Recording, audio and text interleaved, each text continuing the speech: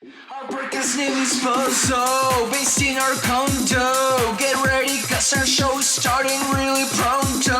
Talking tons about stuff we all like. Give us a listen, let me tell ya, we don't bite. We know your mind will be jumping super high as you hear us making light of our lives. Time spots, frequencies, and energies. Time spots, frequencies, and energies. Get us thinking about space, poo-poo, and pee-pee. Come on, come on, come on, come on, come on, come on, come on, come on, come on, come on, come on, come on, come on, come on. Look at the sky and listen. Welcome back. We're on season 2, episode 8 of PodcastBozo. Fun fact, the Royal Canadian Mint once made a gigantic loonie made of 99.9% gold that was worth $1 million. Or 1 million loonies, excuse me. Shout out to Devin F., a different one than last week, surprisingly, for being a loyal listener this week. I'm your host, JJ. I'm here with Sean, a certified beer server, Eli, our resident artist, and Stu, and we'll introduce Stu a little more in a second. Today we'll be talking about discipline, and obviously we'll be tangents aplenty. By the way, we have activity off the sound waves. You can find us using @Bozo Podcasts on Facebook, Instagram, and Twitter. Not to mention you can observe our beautiful faces, and most importantly, Stu's beautiful face on YouTube too. Yeah. Stu, how are you doing today? I'm very well, thanks, guys, and thanks for having me. I appreciate it. Great to be here. Yeah, of course. And I'm sorry to cut dinner with the boys short. If we had known that was on the table, we would have just pushed it back an hour. Well, you know what? I knew about the time of this, for weeks on end, and yet still I managed to work everything for the last minute. And I was telling the guys, okay, eat your vegetables. Okay, don't eat your vegetables. It's okay. That's fine. That's good. Well, sometimes the most planned out things are the things that kind of fall through the cracks the easiest. Exactly. That's right. Yeah. I get that. It's always the kid that lives closest that's the most frequently the latest. Exactly. But I've got a kid at university in his second year right now in Kingston, and so we have 3 boys, and I've just got 2 left at the house, and still, to try and wrangle these guys and get them all home at the same time. My middle guy, 17 years old, is into the NFL, so big right now. So he's out with his buddies watching games all day long, and it's hard to pull him away. Yeah. This is a big day for the NFL. Oh, huge day. And there were some incredible games. No kidding. And my kid, man, he reminds me of me so much when I was so into it. And he's got, like, he knows players and stats and matchups and all that stuff. And I remember I used to be that way too. And it's like now, you have kids and it's like, I can't do it anymore. So that sort of goes so far down the priority list, and I feel completely left out, but he kind of brings me back in every so often. So it's good. Yeah. Your stats and matchups are now like, Jim is really bad at history. So we got to work on that one hard. Exactly. And gotta do laundry. What's my matchup on laundry? I got whites first. I got the colored load later. Okay. You got your own NFL. There's way more moving parts in that one. Yeah. The National Laundry League. Exactly. Well, we talked about this off air a little bit, but tell us a little bit about your wall. Tell us in vivid detail too. We're calling it the ego wall behind me, and it was something that I just put up a little while ago, and this is gonna sound, I'm not lying.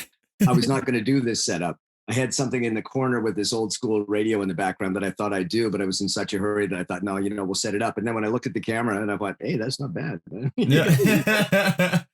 So behind me is a bunch of sort of landmarks from and moments from my career in both TV and radio, and pictures with people and stuff like that before. And not to sound like, an old man, this is before you had to get a picture with everybody all the time, every time. If I could go back in time, particularly in the 80s, with some of the people that I talked to, I would have, I've changed my mind and got a lot more pictures. But just looking at it, my wife and I put it up maybe a few weeks ago, and I remember looking at it once it was up, going, "Hey, man, not bad. That's a good run." And there's some good shots there and some great moments. And I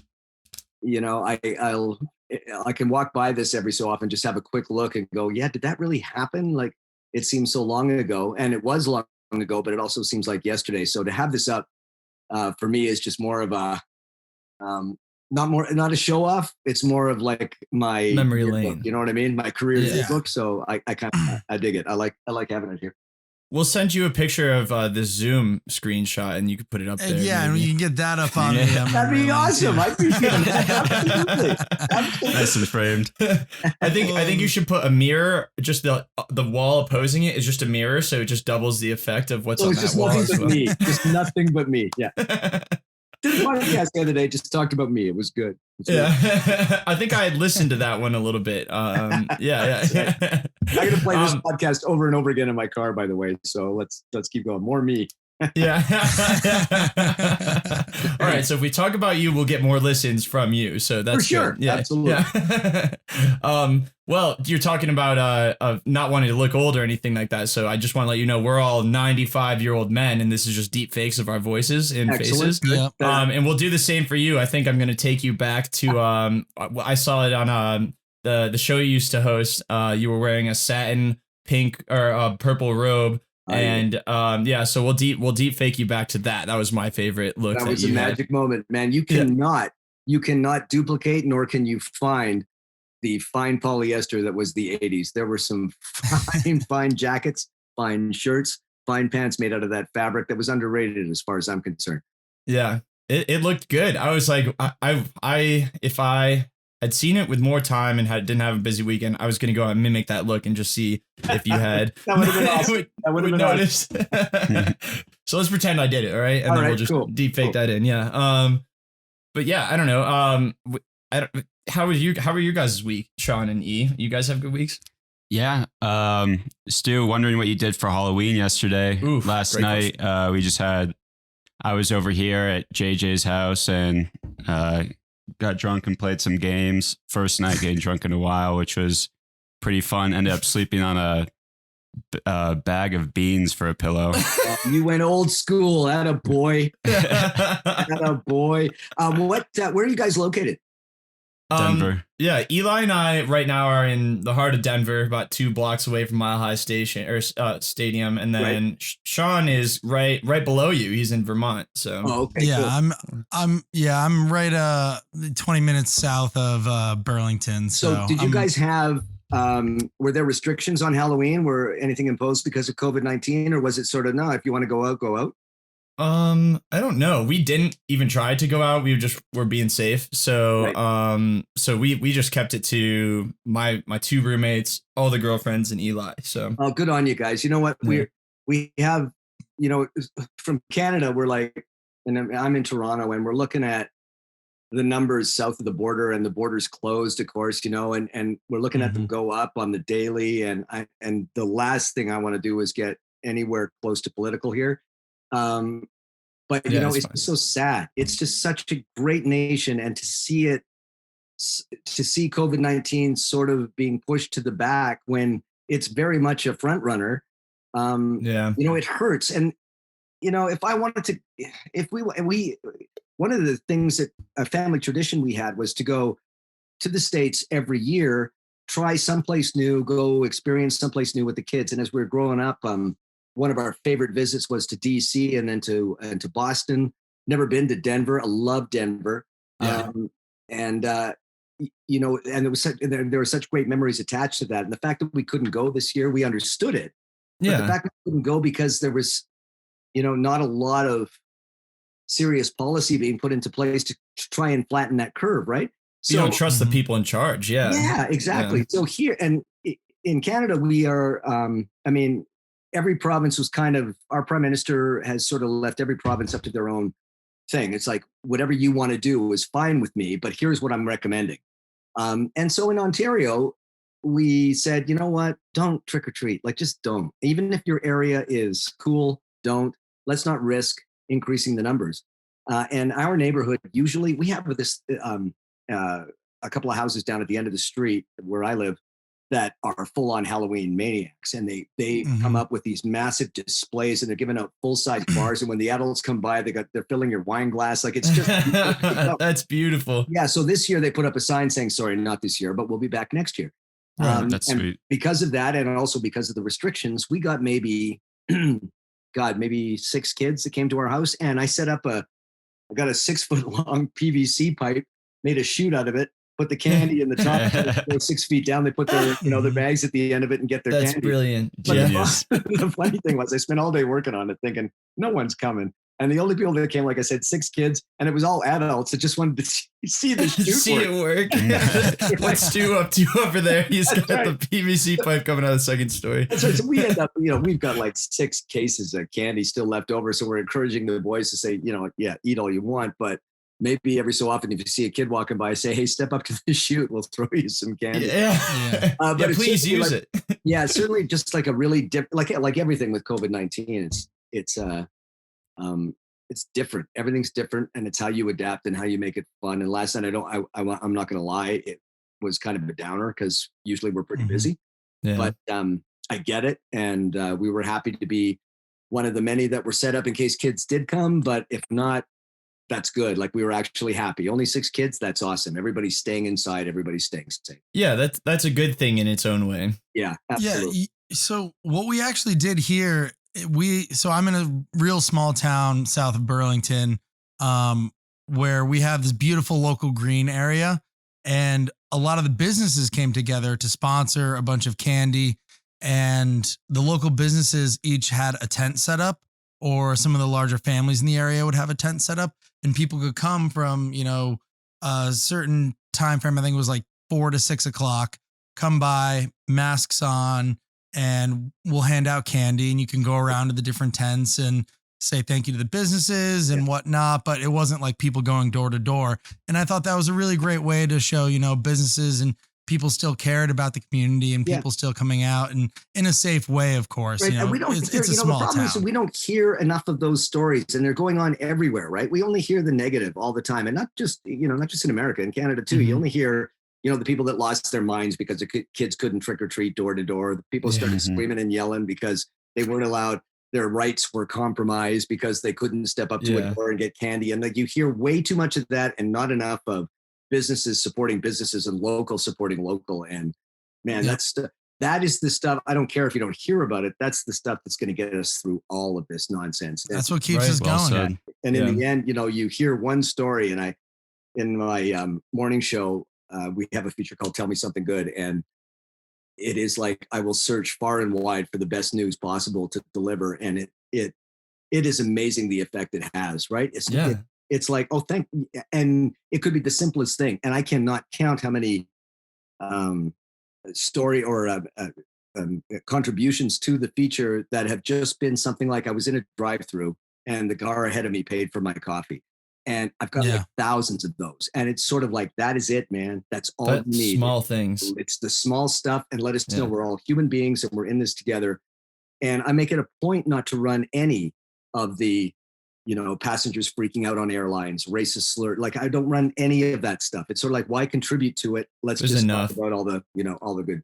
That just turns it into a vicious circle. For sure. And we don't need that. Right. And people eat that up, and they become, even though they're not aware of it, they become involved in that sort of side of things. It's so like, no, man, there's no room for that anymore. Like, let's go peace. Well, yeah, you need to, part of the news cycle and penetrating headlines and things like that is being different from everyone. And at this point, everyone is negative. So being positive is kind of like the unique take at this point. And great take. You're absolutely right. And I live by that. And it's not just because, it's not dictated. It's because that's how I want to be. I want to be, and I want my family to be that way. I want my family to be, look at, this sucks, but let's figure out a way to do this in the most positive way. And whenever we see, and these guys are so good, my guys are good, my wife is beautiful. It's whenever we see a negative or hear of a negative, we immediately concentrate on countering it with a positive, whether that be letting somebody in traffic, holding a door open for somebody, you know what I mean? And these guys are keenly aware of all that it's those little things that keep us going and keep us positive and can eventually, there's so much negativity out there. I don't know if it'll ever be squashed, but we can certainly do our part to try and, go in that direction. Right. It's getting over that mentality of being a drop in the ocean and accepting that you're going to be part of the wave or whatever. That was a corny corny little thing that I just made up. But no, you're so right. That's exactly it. And if we don't do that, then we are doomed to society. We will be, we'll be remembered as, the guys that basically killed our own people. And I'm not going to be part of that. No, thank you. I want to be the guy. I want to be the dude that does good. I want to be the dude that makes, even on my grave, I can say, yeah, you know what? I gave it my best shot. Yeah. Yeah. Write that right on the gravestone. I gave it my best shot. Picture of you doing this. Yeah. The Zoom photo of you like right here like that. in front of his ego wall. Yeah. Well, that was beautifully said, Stu. That's certainly inspirational. I'm glad that you can reach out to all of our listeners and give that take, because that's definitely something people need at this time. Well, you know what? And we feel it in this country, and I'm sure that you guys know that. But we feel the division in this country, and we're not a divided country. I mean, we're pretty much all for one and one for all. We have our problems, and there are still, and God, I see them on the daily. There are still people in this nation that, are not on board, and are physically violent because of it. But we are, as a nation, we stand behind whoever we elected, and provided whoever was elected didn't go crazy, and we stand by them and stand by the rules. We are to a fault, and we've been criticized for it and made fun of many times. But we follow the rules. And if you tell me that we can't do this and we can't do this, then provided it's not nuts, we're on board with you. As the old joke goes, how do you get? I think that's so interesting too, because I feel like the current situation in the United States is that, right now we have an elected leader who I think a lot of people have that same mentality where it might be nuts, that's the difference, but they will follow him blindly. Yeah. And, we have that division because there are people that are disagreeing and not willing to put up with his nonsense. But, that sort of loyalty, I think, is so insane, yes. At least in the current situation with, the United States, where, some of the things that I see that is said by our leader, it's like, there are all these people. I'm in Vermont, which is you could think of as a liberal and progressive state. And beautiful, by the way. We've been to Vermont. That was another part of our summer vacation. Love Vermont. Yeah. Love that. Thank you. Fun. Absolutely. It's a wonderful state here. But you think of us as a very liberal compliment. It's just a comment. Right? Well, all right. You think of it as a liberal. I love it. You think of us as a liberal and progressive state, and while that may be the case, on paper, that's because of Montpelier, and that's because of Burlington, and that's because of some of the larger cities. I'm 15 minutes away from Williston, where a lot of the big shopping centers are, right. And so I have to travel to Williston occasionally. There's a massive Trump supported population there. Yeah. And I just yesterday was driving through Williston, and I couldn't tell you, I probably saw 5 different pickup trucks with Trump flags flying off the back bed of their F-250, and people just honking like crazy, supporting Trump. And I'm just sometimes I feel like I don't know where I am. It's insane. And here is the thing too, that I wanted to say, although we stand by our leader, the moment, and I do mean the moment we find out that our leader is in any way, shape, or form nuts or corrupt or whatever, their ass is voted out so quickly it's ridiculous. There is Everyone no question. turns. Here, as you guys come up to an election, there's still a question. Even though there's a 10-point lead for the blue, you still think that people are writing articles saying, yeah, this guy can still win, and he can win if he does this, and this. And then even if he doesn't, and the Supreme Court is now stacked and he wants to contest it, then we have a whole new situation. And here in Canada, it's no, gone. It would never get to that point. No, it would never get to that point. You're toast. See you later. You let us down. Yeah. And, maybe we'll come back to you 4 years from now when you've had time to think about what you've done. Time out. No, we're going to vote this side now. Yeah. Once you walked naked through the court. And let me tell you, it wouldn't happen. And again, here we are. I said I wasn't going to get political, and here we are getting political. But I will tell you this: Trump would never get elected in this country. But if by some bizarre set of circumstances he did, it would last 2 weeks. Yeah. Hey, we've seen enough. See you later. Let's go. So I'm going to rename the. Oh, sorry. Go ahead. That's okay. I am hopeful that initially, I guess maybe in this last year, I had hoped to see, and this is just my opinion, I had hoped to see that there would be a change in opinion in politics in the States, and that you could see a blue swing. Right now, all I hope for is the right thing. And I know it sounds completely Canadian, but I just hope that everybody does the right thing, whatever they feel the right thing is.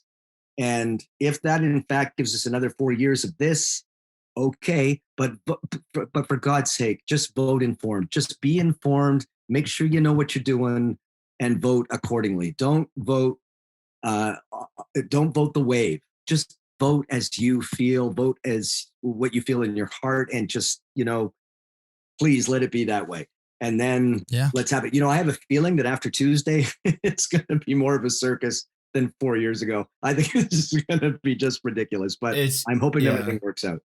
The precedent that's been set at this point, and I feel like there was this pedestal position, and now all of a sudden we're all on a playground in like kindergarten, and we're sure, and we can't get out of it now. What a great reference! Yes, absolutely. It's like the battle of the monkey bars right now, right? Like it's first, and exactly. Who gets and the fact that there was I saw this and I wanted to mention it, which I love. There were two guys running against each other in Utah. I don't know if you saw that or not. They ran that spot where they said, we disagree. I'm a Republican. He's a Democrat. We disagree. But we've decided in this election that we're not going to go after each other personally. I have my issues. He's got his issues. But never before has politics, and even in this country, it became that in our last election as well, too, personal.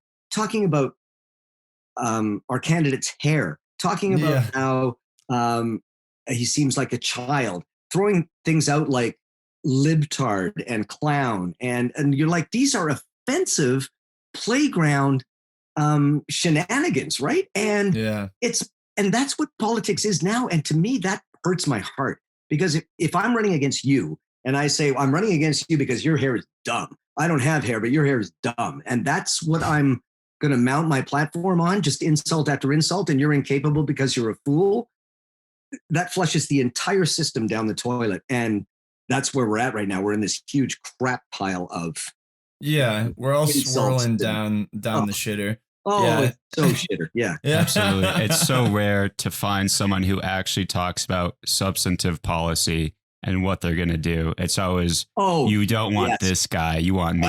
You don't want to vote for this guy because he's a clown. I remember Trump in his campaign in his early years saying, so-and-so's not coming out here because he's putting his makeup on with a trowel. And I'm like, that's where we're at? Like, that's what we're doing. We're doing nan politics. Like, oh my God. Yeah, nan politics. Entertainment. And you're right. And you know what? News now is not news, right? News is entertainment. News is like, it's just a different form. We don't get the celebrities. We just get some sort of form of opinion that is, CNN's not even trying anymore. CNN is so blue, it's ridiculous. And then Fox is not even trying anymore either. Like, it's so funny. Well, there's so much lip service. I don't know. I don't want to talk politics the whole time. I want to learn more about Stu Jeffries. I want to do stuff like that. I don't want to talk politics. But I just want you to know. I just want you to know. Talk to me a lot. I don't want to talk anymore.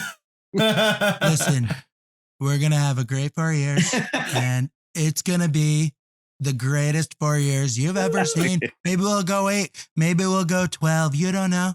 I don't know. I don't know what's happening. Maybe I'm a 2-termer. Maybe I'm a 3-termer, 4-termer. I don't know. My gosh. Yeah. I think we prefaced that past 15 minutes with, I don't want to talk about politics. But that's always how it goes. You know it's going to go there, right? You know it's going to go there, man. It's impossible after a couple of whiskeys, come on. It always does. It's impossible to not have it go there. I visited my family a couple weeks ago, and I made the mistake of watching this like environmental documentary, and I like the environment. I acknowledge that I think that climate I change is love real. the environment. I listen to scientists, but some of my family members do not, and so I watched that on the plane, and I come off. I basically had my fists up when I was like, I'm ready to talk about this stuff, and it was just such a bad light to put it in, and it's so hard not to talk about it anymore. And I wish I want to start putting it away more, but it does matter, and that's a the great issue. point. You know, you make a great point. Isn't that the way we are with just about everything now? Hey, we come in fists up, whatever our opinions are, and whatever the opposite opinions is, we are like, okay, let's go. You want to go? Yeah, and that's so not the way to do it, you know. But that's where we're at. Well, we haven't had a guest yet that disagrees with our politics, and one way or another that we have subjects that kind of slip it in, even if we don't directly talk about it. Right. So I'd be interested at some point if we do, like, I'd like to have someone on at some point that that doesn't agree with us, and we have to talk about it in a civil manner. You know, I mean, Cheek and I might fight on the podcast once in a while, but we can't fight with you, Stu. That's just bad form. Yeah, I didn't come here to scrap. That's right. Yeah, you may have heard, and I'll put a Canadian sort of twist on this as well too. I don't know if you heard or not. Bobby Orr came out, who is like the all-time great Boston Bruins defenseman legend. I mean, the guy changed the game. I've met him a couple of times, and he is a stand-up guy. He just for whatever reason came out in favor of Trump and how he would vote for Trump. And oh my God, looking at my Twitter feed, the backlash is Bobby Orr. Like, no way. Like, you cannot imagine in Canada what this means. This is like a legendary hockey player going against everything pretty much the entire country believes in. Yeah. The feed is like, I'm not watching the Bruins anymore as a Bruin fan all my life. Yeah. It's either this or it's this, right? There's no in between. It's crazy. There's no way to talk about it. We have these walls put up. We're just basically two big wrecking balls, and every conversation is just us swinging at each other every time. Let's bash each other. Yeah, absolutely. Yeah. I do want to say as a compliment that I think I was watching some Alex. I watch Fox News a lot to understand, I guess, to just understand, because I fundamentally disagree with it, but I want to watch and understand. And I was watching even further right where we go to the Alex Jones, if you're familiar with Alex Jones. Yeah. And I was thinking about like how this man has kids. He goes home. Like, is this really what? And like, I wanted to compliment you because like you have a show that you can go home and be proud. If your kids listen to it, you're like, this is something I'd tell you in face to face too. There's not this. Yes. And I strongly believe that Alex Jones isn't exactly that person when he goes home. He puts on this like, a more so of himself for that show. And a lot of people do that, but like, at least you can be proud that what you put on, you strongly believe in, and those are the values you teach your kids day in and day out. Yeah. You know? And I this is my 41st year of in radio, and a lot of that was in television, but more on the entertainment side. And I would say in the last, I don't know, maybe the last 5 to 8 years, I sort of, I kind of became aware that what I was doing meant something and can mean something, aside from all of the babble and the bullshit that a lot of radio is. Right? There's people's complaints about radio are very common. They're very, you guys laugh at things that aren't funny. It's a whole group of people thinking, everybody's fighting for mic time. It's a whole lot of nonsense and so on. And I kind of made the decision that if I'm going to continue in this and I'm going to retire in this, I want to be able to go on the air and make some sort of a difference in what I do and what I talk about, and that it has to come from the heart. And so it's a very different, I mean, I'm still an asshole, and I'm still, no, not an asshole. We agree. Yeah, no.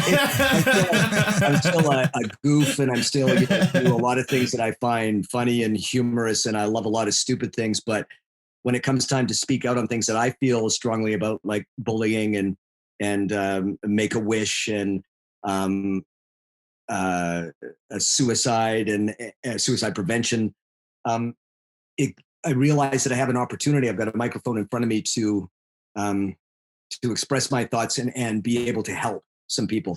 And when that sort of came to me and realized that I could do that and be good at it, that's the kind of road I took. And I don't think I've ever been happier and more comfortable in my space than I am right now. And when you come home and you see your kids and you guys will do that, you'll look in their eyes and realize that you're bringing up this next generation, and you're doing it as honestly as you possibly can. It's like it's a wondrous thing. And it, all the jokes aside and all of that stuff, I'm just super, super proud to be able to do that and to have the avenue to do that. And when I get requests like this to come on a podcast, I'm like, I'm always like, are you really like, you want to talk to me and what for? I think you said that in our chats. You like, what am I going to talk about? I don't know. You're the guy that knows what he's talking about. But when I get that, I mean, one part of me, as my son Leo said, he said, and I've been on a few of these recently, like in the last couple of months, there's been a lot. And my son Leo goes, maybe you're dying. Nobody knows. And I'm like, no, I don't think so. I think it's cool. But to be able to have an avenue to talk about it, and people put some weight on what you say, like, guys, I can't tell you how mind blowing that is. So like to be a guest on any show, anywhere, anytime, it's like, okay, sure. But I don't even know where I'm going with that. I guess I get it. Yeah. It's like, it's I consider what I do to be an absolute privilege. And it took almost 35 years to realize what a privilege it was. And is. Right on. And listening to, I think the podcast you did most recently, you were talking a lot about how like this journey is kind of like, it's where no matter who you are, what your career path is, you never know what you're doing at first. You're always uncomfortable in your skin. You're figuring out who you are. Yeah. And as you reach, when you get to the point where you are, you're fine. You kind of sit back and you look back and you're like, everything that I am now is a bunch of positive mistakes that happened and led to me being here now. And like, how could I ever regret that? And isn't it like crazy? Hey, that I always talk about how I listen to old air checks of radio stations I worked at back in the day. And you can hear, I'm trying to find somebody, like I'm taking a bit of Letterman. I got some Carlson in there. I got some old school. I got some new school. I got whatever the hell I'm doing. I'm trying to be somebody. And then suddenly somehow it happens where you realize that the voice inside you, the voice you've been searching for, has always been there. Yeah. And this sounds so Oprah, but it sounds like a Disney movie, but it's true. Yes, it's true. The voice has always been there, but you had to go through all of this shit to try to find what was there all along. Right. So, right. And then when you realize that, and you end up, and I should say too, that I work for an organization that is tremendous in terms of letting me do what I do, having the trust in me to like, hey, listen, I think I'm going to address this. And they're like, yeah, go. To be able to have that is everything. You can't, I've worked for people that, that doesn't work that way. Work for some that it's like, you know what, just tell everybody that we're giving away $100 an hour next hour and that'll be fine. Right. So, to actually find a spot where you can do it and then to have the reaction come back to you where people say, oh my God, like I heard what you said yesterday about blah, blah, blah. And it was like, then you kind of go, okay, good. It took 4 years, but I finally found the spot. Yeah. You're comfortable. You're not over analyzing every decision. No. And also too, if they don't like it, cool. But at least I can say I did, I was going to say I did it my way, which is so easy. Frank Sinatra, Hey man, I stepped out. I was, or at least I was true to myself, right? So I was true to myself, and I didn't shock jock it, and I didn't do all that bullshit where it's sort of like, I just didn't understand why I wanted to talk about, sex with cucumbers and stuff. Like it's like, Cheek. Yeah, you're gonna have to scratch your topic, Cheek. Sorry. Shit. We're not talking sex with vegetables. Sorry, man. My whole bit is toast. I know you've been working all week studying that bit. That's awesome. Practicing more like it, but all right. So hear me out. I just came up. I'm on a metaphor kick today. So I just came up with a metaphor for life. Ready? So life is like peeling a peach with a peeler. Basically, you're kind of cutting away at all these life happenings. You're cutting away at it. You're working your way around it, to find out who you are at that core. And you kind of peel away and you get through the pulp. And next time you cut off a little bit of skin and you're cutting away. And all of a sudden you get to that core. And once you mature to a point where you're comfortable with yourself, that's that seed. And that grows into another peach tree. Dude has got the metaphor. I'm putting 100 down on you. Metaphor. You're like rocking it. That's exactly it. And it also doesn't have that. It used to be, to me, radio television was so important. And I was doing television on a national level in this country before there was Twitter. Or before any social media, which is great because they would have torn me a new one. I would have been devastated, right? Like I would have been, they would have ripped me every single time. And there'd be some fans, sure, but there would be other people that, I do an interview with whatever. And somebody wouldn't like a question I asked. And then the next thing you know, I'd be bombarded with all this shit. So thank God that wasn't around at that time. Yeah. But you do all of that stuff and the level of importance, it's still important, but it changes. Like, when I was doing television and radio in the 80s, it was all about entertainment. And now it's so not about entertainment. And I'm loath to talk about celebrities unless there's something really interesting there somewhere, somehow, right? And it's all more about how we feel in our day to day and how we cope in our day to day. But you got to, the ripoff, I think, is that you got to get older to realize that. Yeah. Like I would have loved to have had all of this shit, when I was like 25 years old. Like, oh my God, it's so profound. Yeah. But, with your long hair, preaching exactly, your philosophies to college girls. Yeah, exactly. Even if I couldn't play guitar, I'd put one over my, I'd be like golden.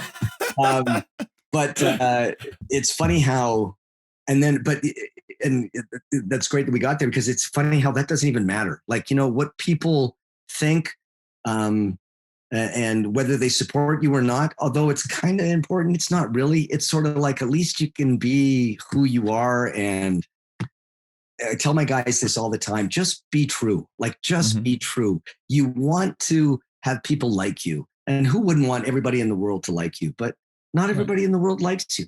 I could say something about whatever. Buffalo Bills lost to whomever. I can't believe that Ellen had such a crappy game.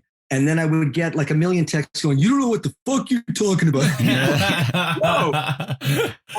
So there's so much of that out there that if you could just be true and just be like, let that go. It's hard when you're young, but you let that go and hang on to what you are really about and what you have learned and what you've been taught. Like, my God, we went from politics to philosophy. I think we should stop now and do something about ice cream. Hold on. Yeah. Can we talk about something more surface level? Yeah. Take it away with cucumbers. Leo, get me a cucumber. Come on. No, I Sex do. ed I do with wanna, Stu Jeffries. Yeah. I do want to touch base on something Stu just said there, where you said that, back in the 80s and whatnot, television and radio was all about entertainment. Yeah. And how these days it's not as much about entertainment.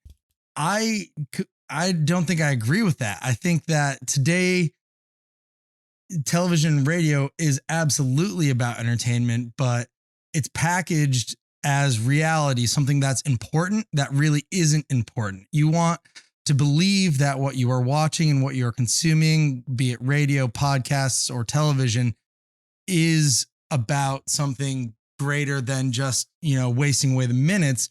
But at the end of the day, it is simply entertainment. I mean, think about news, entertainment news. Yeah. Oh my God. I can't tell you how many times I used to come home for Thanksgiving break when I was at college to see my younger sister on the couch just watching entertainment news. I'm like, why the hell are you watching? This isn't news. I can't believe that this program is broadcasting itself as news. Well, I should say I didn't mean that it has got different. I think it's got different for me is what I meant. Okay. That sort of entertainment and stuff means nothing to me anymore. And I don't, but you're exactly right.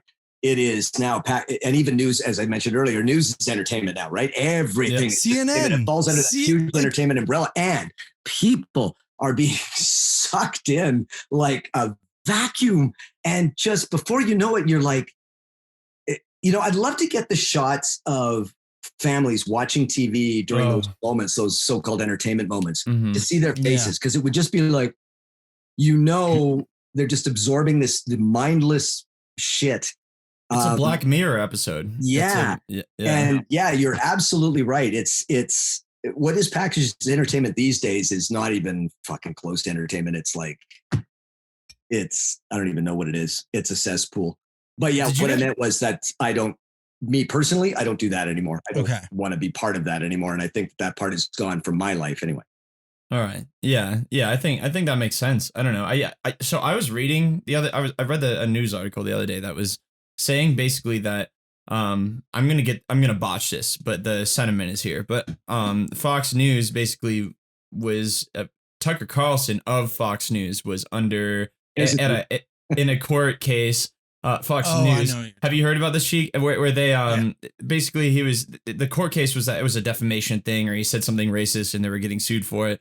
And Fox News won the court case because they argued successfully that no one watches Tucker Carlson, like literally, no one actually watches him takes it seriously yeah.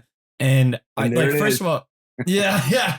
First of all, that's not true, but like they must have like packed the jury with like liberal minded people or got lucky in that aspect, but because people do listen to him. But I think it's just so funny that you could in a court of law, you could argue that the second most watched Fox show is a joke, and that's why he can say anything he wants and get by it. And it's crazy. That man scares me because I think I have family members that listen to him. I have a theory on TV. I thought changed. I mean, even outside of politics, TV changed when and I may have read this somewhere. I certainly could not have come up with this on my own, but was that when the word bitch was allowed on TV in primetime TV, and I think it was Friends was the first one. Oh, wow. And then Seinfeld took it to a different level. But there was, it's something I read, I'm sure, where that's when things started changing. Now we sort of opened the door. And then I had this theory that shit, which is, I think, a totally acceptable word, very non-offensive, but is still classified as a swear word. I think that if you started a grassroots campaign to make that allowable on primetime TV and radio stations and so on and so forth, you get no fight. Yeah. Bitch did not, even though bitch by definition is a female dog, bitch in the way it was used was certainly not in that, capacity. But the connotation of what it means. Exactly. So when the doors open for that, then that kind of was the beginning of this, like where we're at. Yeah. And it's so funny how it could be just animated. And again, I didn't come up with it and I forget where I read it, but I thought, you know what? That makes a lot of sense. As soon as we open up the door or crack, let them all in. And then before you know it, inmates have taken over the prison. Right. You look at someone else can now look at an example and then take it a little step further. And so it's not too much worse. And someone else sees that example and it's just a slippery slope. But it's like, I don't know. I have a thing with curse words where I think it's so silly that we have things that we're not allowed to say. I don't know. Well, shit to me, shit is like shit. Come on. Everybody says shit.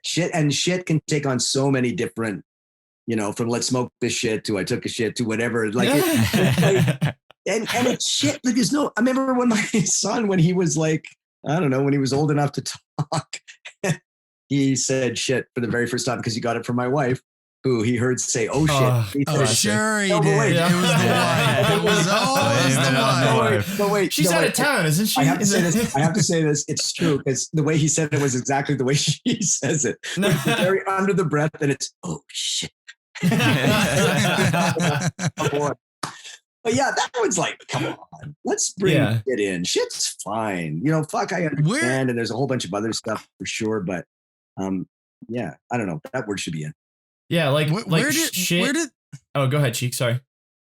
I guess I really haven't thought about it much, but like, where does the classification of these no words come from? Yeah, like, you can't say damn, shit, fuck, like all of these words, which you can on this podcast, by the way. Say whatever you want, but they mean so many different things, I think, and that's the problem, right? When you say Australia, they drop the C word like they're talking about all the time, buddy, right? All the time. Best buddy, he's a C word, and it's like I can't even say it, but it's like okay, I get it. That's what you do, but when you go to Australia, it's like a culture shock. It's like, oh my god. Yeah. Like in Texas too. Texas drops the N bomb like nobody's business. See, that's the line, right? Yeah. I think that word definitely there is a different. There's a little bit of a separation there. Yeah. On history of for sure. Where that word comes from. Understand how liberal what it represents. That particular thing, right? Like it's like, oh my god, like really, you guys dropping that like crazy. It's like I understand that. Texas is a different country than I always think, I did there 2 times, and it was I never forget the first time in early '90s. Was on a movie junket, and I was flying out. I was working for CBC, and I was flying out to do, and I can't remember the movie now. So it was my first time, and I'm staying at a hotel in Dallas. So I'm getting off the airport, or getting off the plane at the airport, hopping into a cab, and the cab driver, who was white, I said, I'm going to the wherever it was I was going to. And he said, oh, that's a nice place. And I said, oh, really? And then he said, quote, and I'm not going to drop the thing, but he said, no N-bombs there. And I remember Oh no. my eyes were like, oh my God. Like you, and the way he said it was like pass the butter. Like it was holy shit.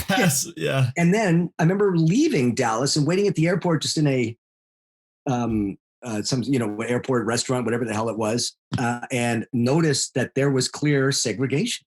Like there were blacks. What year was over this? Here, and there was me over here, and you could not help but notice that. Oh my God! Like Yeah. What year was that, Stu? 91, 92 maybe, and it was like It's probably gotten worse. yeah, and imagine this white Canadian boy. Like I couldn't in my wildest dreams imagine that this was on the daily. Mhm. And to see that was like, it was mind blowing. So, I got my guys, we've had so many discussions of Black Lives Matter and how to address somebody that says all lives matter, that it's not that, like, it's not all lives matter. This is a movement. This is an organ. Or Blue Lives Matter. Yeah. I mean, Yeah. don't get me wrong. I support local law enforcement and whatnot, Yeah. but like that is a job profession that you are choosing to enter into. It's not, Yes. it's not your skin tone that you're born with. Yes. Yeah. Yeah. It's completely two different things. And the narrative that was created with Blue Lives Matter pisses me off more than anything else. And then to try and it's not because I don't calmly- support the police. Yes, and trying to calmly address that. Let me tell you something. And on the radio, it's like, oh my God, it's like you're stepping on landmines everywhere you go. Yeah. But it's like, as soon as I mentioned, I remember one time I did a piece on Black Lives Matter, and it said, please do me a favor and just educate yourself on the organization before you say anything more. Learn about the movement, learn about the organization, learn about its origins, and learn about what's being talked about before you say anything more. And I cannot tell you the barrage of texts I got saying, shut the fuck up. You don't know what you're talking about. All lives matter. What's the matter with white lives? And you're like, okay, I can't, I'll do the best I can here. And you can't respond in anger, because that then it belittles everything that you've said, because now you've gotten mad and now you've lost some credibility. And boy, I tell you, here we go again, guys. Yeah. Down the road. Off on that path again. Yeah. What day is it? Yeah. Is it November 3rd yet? Yeah. What is happening? You know what? I love what you said. When I got the background to this show and this podcast, was that anything and everything goes. And Yep. I have to tell you something. Talk about feeling right at home right away, and I just feel like we could be having beers together. Just shooting shit all day long. We are having beers together too. I know. It's cool. I just want to say it's cool. It's like, it's not. It feels like I'm having. It feels like I'm having drinks with my homies, and it's like, I like it. It's cool. Thanks, guys. Yeah, that's the we goal pride of the ourselves on, podcast. we've never had a bad guest experience. That's my ego wall. Knock on wood. Yeah. I'm hoping for one, to be honest. Someday I kind of just want to get it out of the way. It's looming over us. Get a bomb. Tear somebody like a new one. One whole episode of just tearing somebody up and then Just getting bitched out by someone. I would love that. But yeah, we love, I mean, we obviously do our homework beforehand, and we knew that you were going to be cool. So we got stoked about it. And this happens with everyone too. So I don't want to oust any guests except for that one guy. No, I'm just kidding. Thank you, guys. No, this is like, this is a blast. This is like I'm having a conversation with my friends. I appreciate it. Yeah. And I mean, don't take this as intimidating, but we go for 2 hours. But usually the guest signs off at an hour, but we only because it's a long time, but you are welcome to stay with us for 4 hours until the election if you want. You know what? I'm here as long as you want. I do have to get up at 3 a.m. though. So there's going to be a time where I'm going to go, okay, I'm going to bed. But, all right, fair enough. I'm okay for now. So that's good. All right. Well, we appreciate you being on. I kind of lost my train of thought there, I guess. I got a question for you. Well, we love nicknames on the show, and we were talking about earlier, Sean goes by Cheek. Right. Or King of the Sewers. JJ, we call J-Man. You can call me E or Idiot or something like that. Do you have any nicknames that you go by? Yeah, not proud of it, but PID, PID, because stupid. I got called that. No. Idiot and stupid. My God. I started my radio career in Yorkton, Saskatchewan, which is like in the middle of nowhere, Canada. I used the name Jeff Stewart at the time. And the funny thing was, I don't know if you guys have ever heard of a play-by-play guy, legendary in this country, and I'm not sure if he has done a million games in the States and Europe as well. His name is Chris Cuthbert. Are you familiar with that name by any chance?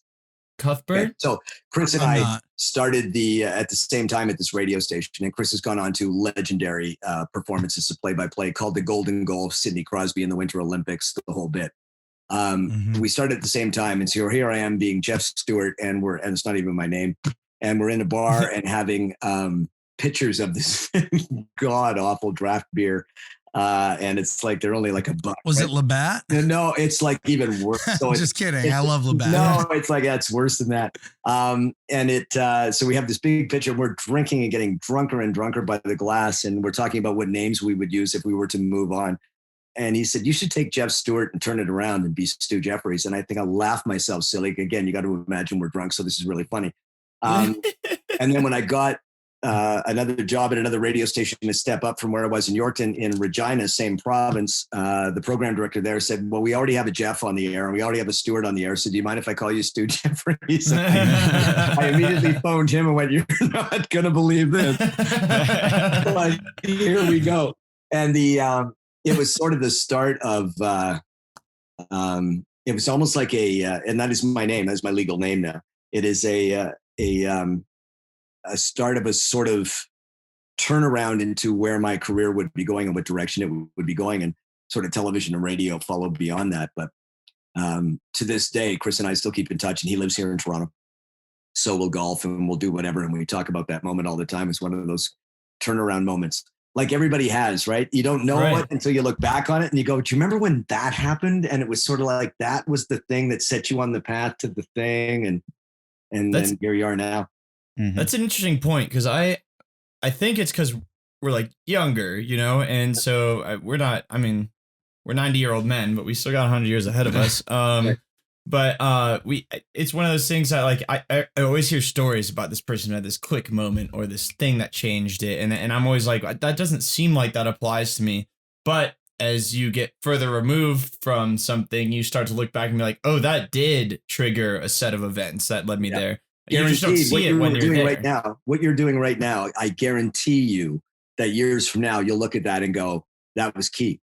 If we didn't decide to do that, or I didn't decide to do that, or we didn't put a group podcast together, we would never be doing what we're doing. I guarantee it. And it's like, you do it now because you dig it, right? Like it is. Right. Yeah, it's fun. We love it. When I was a kid, 6, 7 years old, all I knew was radio. All I wanted to do was radio. I believe that radio was this most magical thing that I remember. I didn't have a dad. My parents divorced when I was 4, and my mother would raise 4 of us kids. And we would sit in this 2-bedroom apartment in Winnipeg, Manitoba. And we're at the breakfast table, and I can still see it to this day and still remember it to this day. She's got a little transistor radio, a rectangle shape sitting on top of the bread box, and it's got her radio station on it. She's listening to it at one thing I never understood with my mother. She could listen to radio at this unbelievably low volume, and she could pick up everything. And I'd be like, leaning in. But it's on top of the bread box, and this guy is talking in the radio station, which means nothing to anybody, but to me, it was CJOB in Winnipeg. And this guy is talking about the weather that day, and introducing a song and introducing his newscast and all of that stuff. And I remember thinking, even as a kid, and maybe I'm like 8, 9, I'm thinking, he's talking to me and he's at our table and I don't even know who this dude is. And he doesn't know us. And I remember thinking, although I couldn't articulate it at the time, I remember thinking, like, this is pretty magical. Yeah. And I used to get sick a lot as a kid. I got bronchitis a lot. So it would put me away from school for a week, 2 weeks. And I wouldn't be in our living room in this apartment watching TV. I'd be in our bedroom with the transistor radio, marking down when he was playing the songs, making my own charts, pretending I was an announcer, like knowing that's what I want to do at that young age.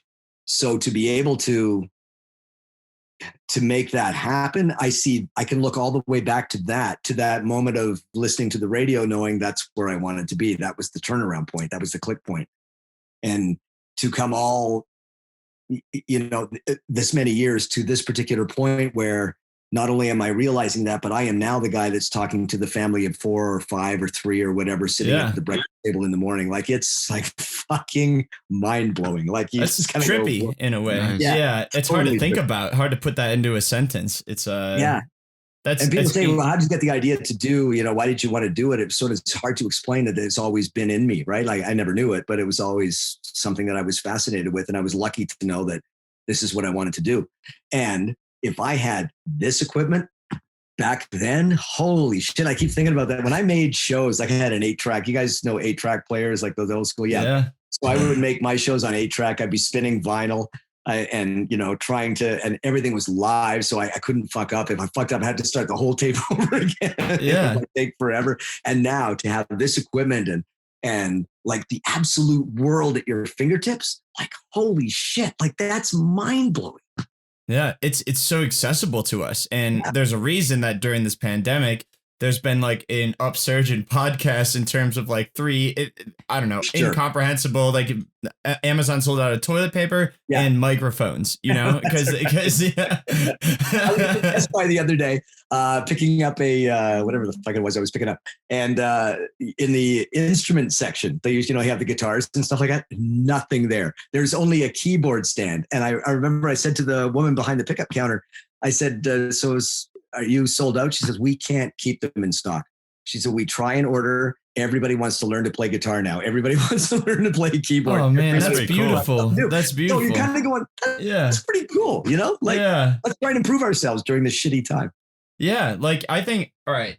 So my friend just came and dropped off this book. I don't read books, but JJ don't know how to read, but I'm gonna learn how to read with this book, and I don't know what it's about, but it's basically about creative process and like what learning an art, no matter who you are, no matter what you do, you could be Mr. Finance, Mr. Math, Mr. Technical, non-creative guy, right. And that person, like he or she might consider themselves not creative but like. Everyone should try to improve an art to themselves. And I'm giving a secondhand synopsis of this book, but I really do believe that. It's so cool that Guitar Center their numbers are going up because people are so excited to, what else are you and at Best Buy of all places, right? That's not the place you're going to go for a guitar, but it's like, okay, I see one. I want to learn how to play one. I got a keyboard in this house.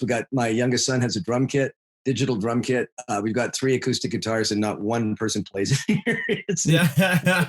That's the nature of instruments. Why is there not a Jeffries family band being produced right now? That's part of my fantasy. I have the fantasy of me being the unfinished member of our family band, rocking out lead vocals while my boys play. That's why I had kids, so I could get someone to boost my vocal career. I appreciate my range, man.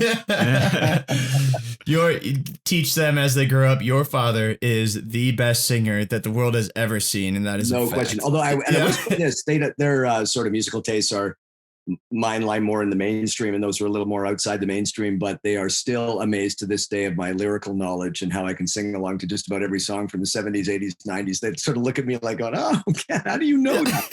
Like, well, who is Stu Jeffries listening to on his way to work if we weren't in a pandemic right now? Like, give me your top 3. Okay. I'm pretty boring in that I'm still, I'm a real 70s guy. Although I was raised or not raised, my career took me in the entertainment field in the 80s and early 90s, late 90s even.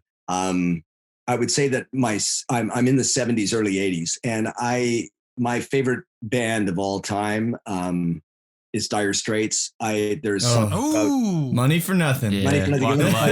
I go back to their debut album, Sultans of Swing. The first time I heard that song, I was like, okay, what is this? Like, this is so freaking good. And then Guitar George, Chris, my friend, my play-by-play friend in Yorkton, turned out to be a Dire Straits guy. So we kind of jumped on every album that came out. And there was something about Mark Knopfler's vocals and the way he played guitar that was just like, whoa.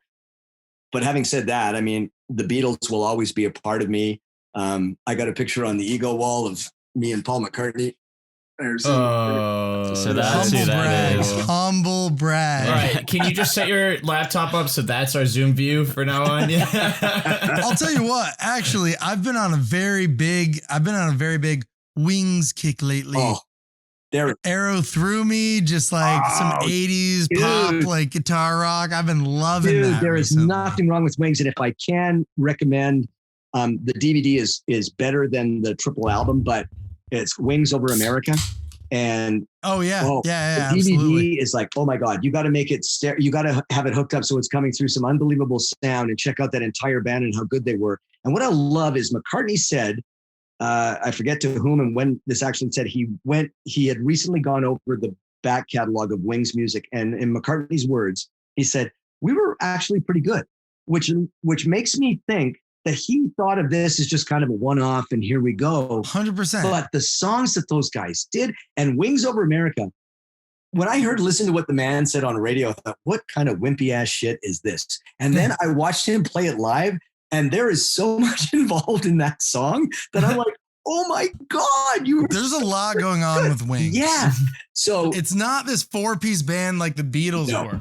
There are so many different things. And and I don't know anything about songwriting, but I do appreciate breaking down a song. And when you listen to how many elements are involved in a song, a hit song, sometimes you think, okay, well, I could write that, but go sit down and write it. Okay, go sit down and write it. Now that you hear it, it'd be easy. But with McCartney, it's just, I mean, he talked about how he came up with, he was asked by the producer of James Bond movie Live and Let Die to come up with the title track. And he said, okay, sure, we'll do it. And he came up with it apparently in 4 hours, but he told the guys that it took him 3 months or something like that. So that they could understand value to it. Yeah, that he put a lot of effort into it. And it was so like, you came up with that in 4 hours. And when you listen to the breakdown of that song, I love that song. Holy shit. Yeah. So, so anyway, back to what I listened to. It would be love the Beatles. Were you saying something about Donald Trump? Yeah. Right. Love Trump. It would be Dire Straits. It would be the Beatles. And you know what? David Bowie, I've always had a thing. His music before Let's Dance and all that, which is great. But his music, like Young Americans, to me is the ultimate Bowie song. And that every time that song starts up, I get this thing and like, I got to listen to this. I got to listen to it loud. Yeah. So here I am, father of 3 in a minivan, cranking. Like, yeah. Kids, bob your heads like this. That's right.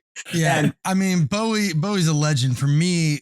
Ziggy Stardust, don't even. Spiders from Mars. If I was on an island and I had 3 records for the rest of my life, that is one of those records, hands down. Yeah. But I'm surprised that you didn't give a shout out to your Canadian native Neil Young there. Well, Neil, here's the what's all that about? He was a 60s guy. He was a late 60s guy. I get that too. And here's the thing about Neil. I was raised in Winnipeg. So in Winnipeg, 2 big acts came out of there in that era. Neil Young was one, and the Guess Who were the other. Rush? No, not from Winnipeg. Okay. No. So Neil Young and the Guess Who. And Neil Young went to Calvin High School, and apparently he got booted out when he was in grade 10. I don't know. No way.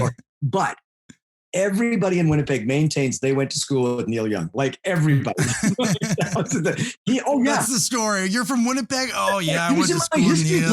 Man, he was in my history class.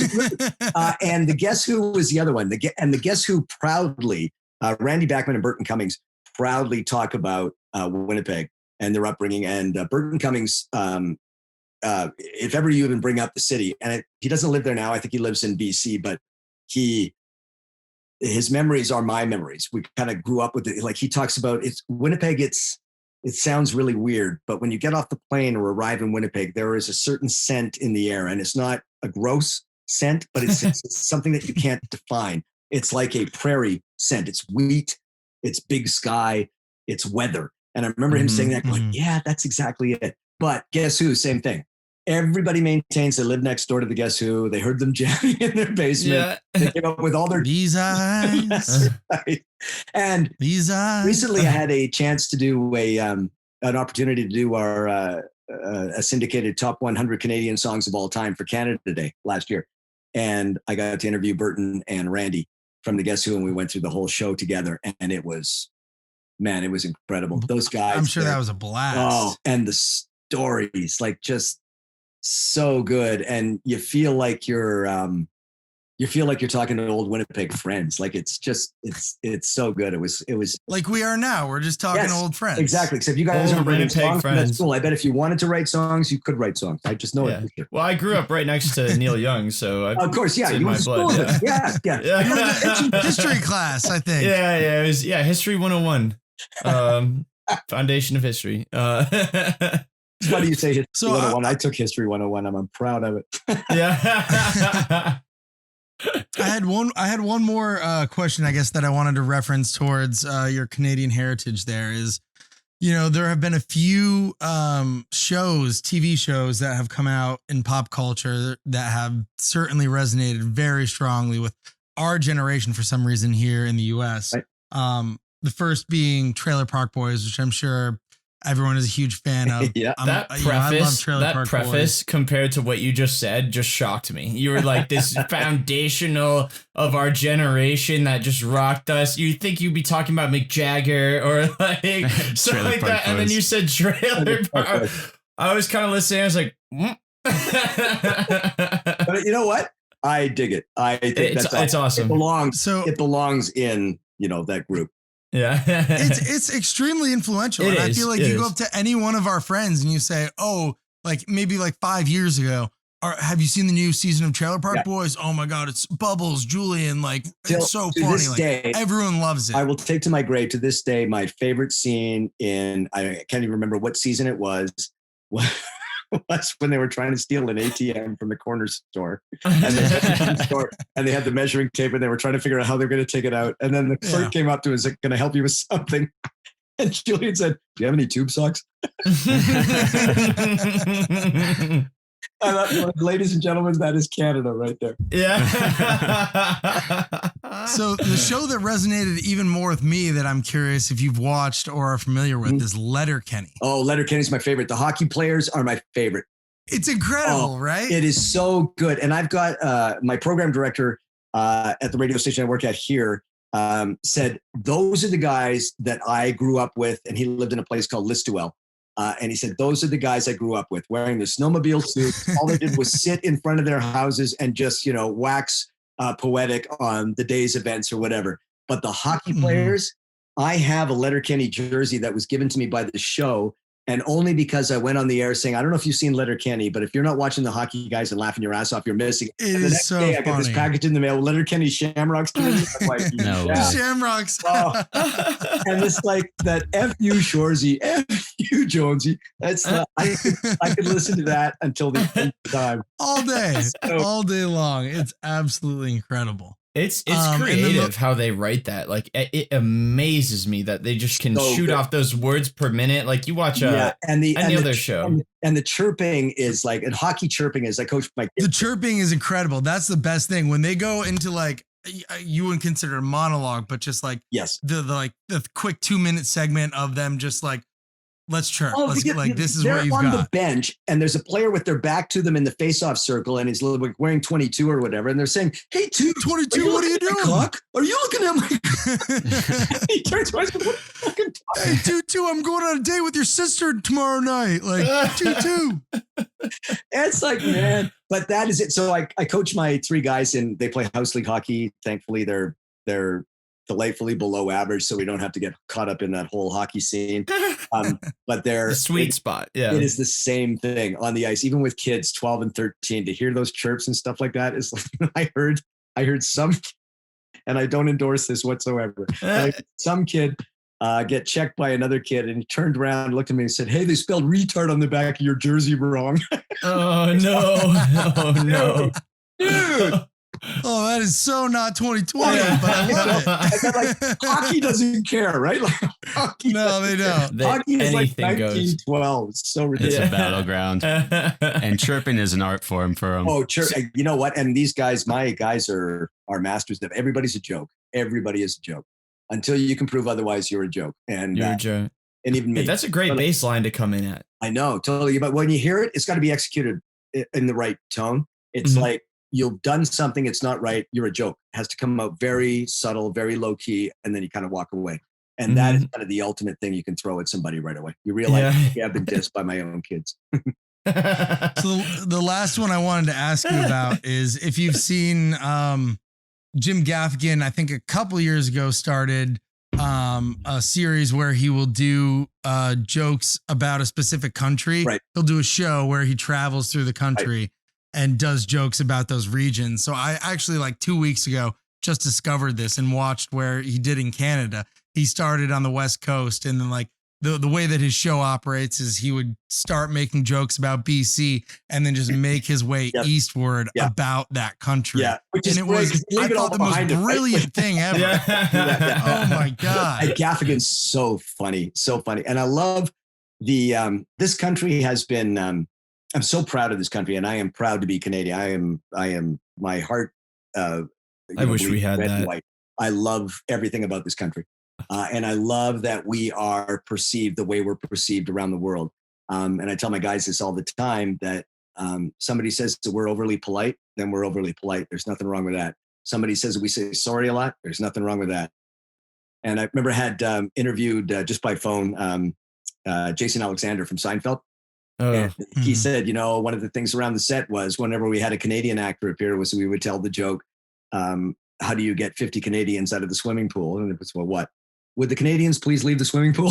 That's exactly it. We're just like, we follow the rules. We, you know, and I am so proud of that. And when comedians make fun of it, it's like, what a great thing to be made fun of. Hey, Yeah, like, you are so Absolutely. You're so low key. You're so polite. You know, you're so apologetic. It's like, good. I'll take that any day of the week. I love that. And when you come up here, you find the door is always open for you. Somebody is always holding it open for you. Somebody is always telling you.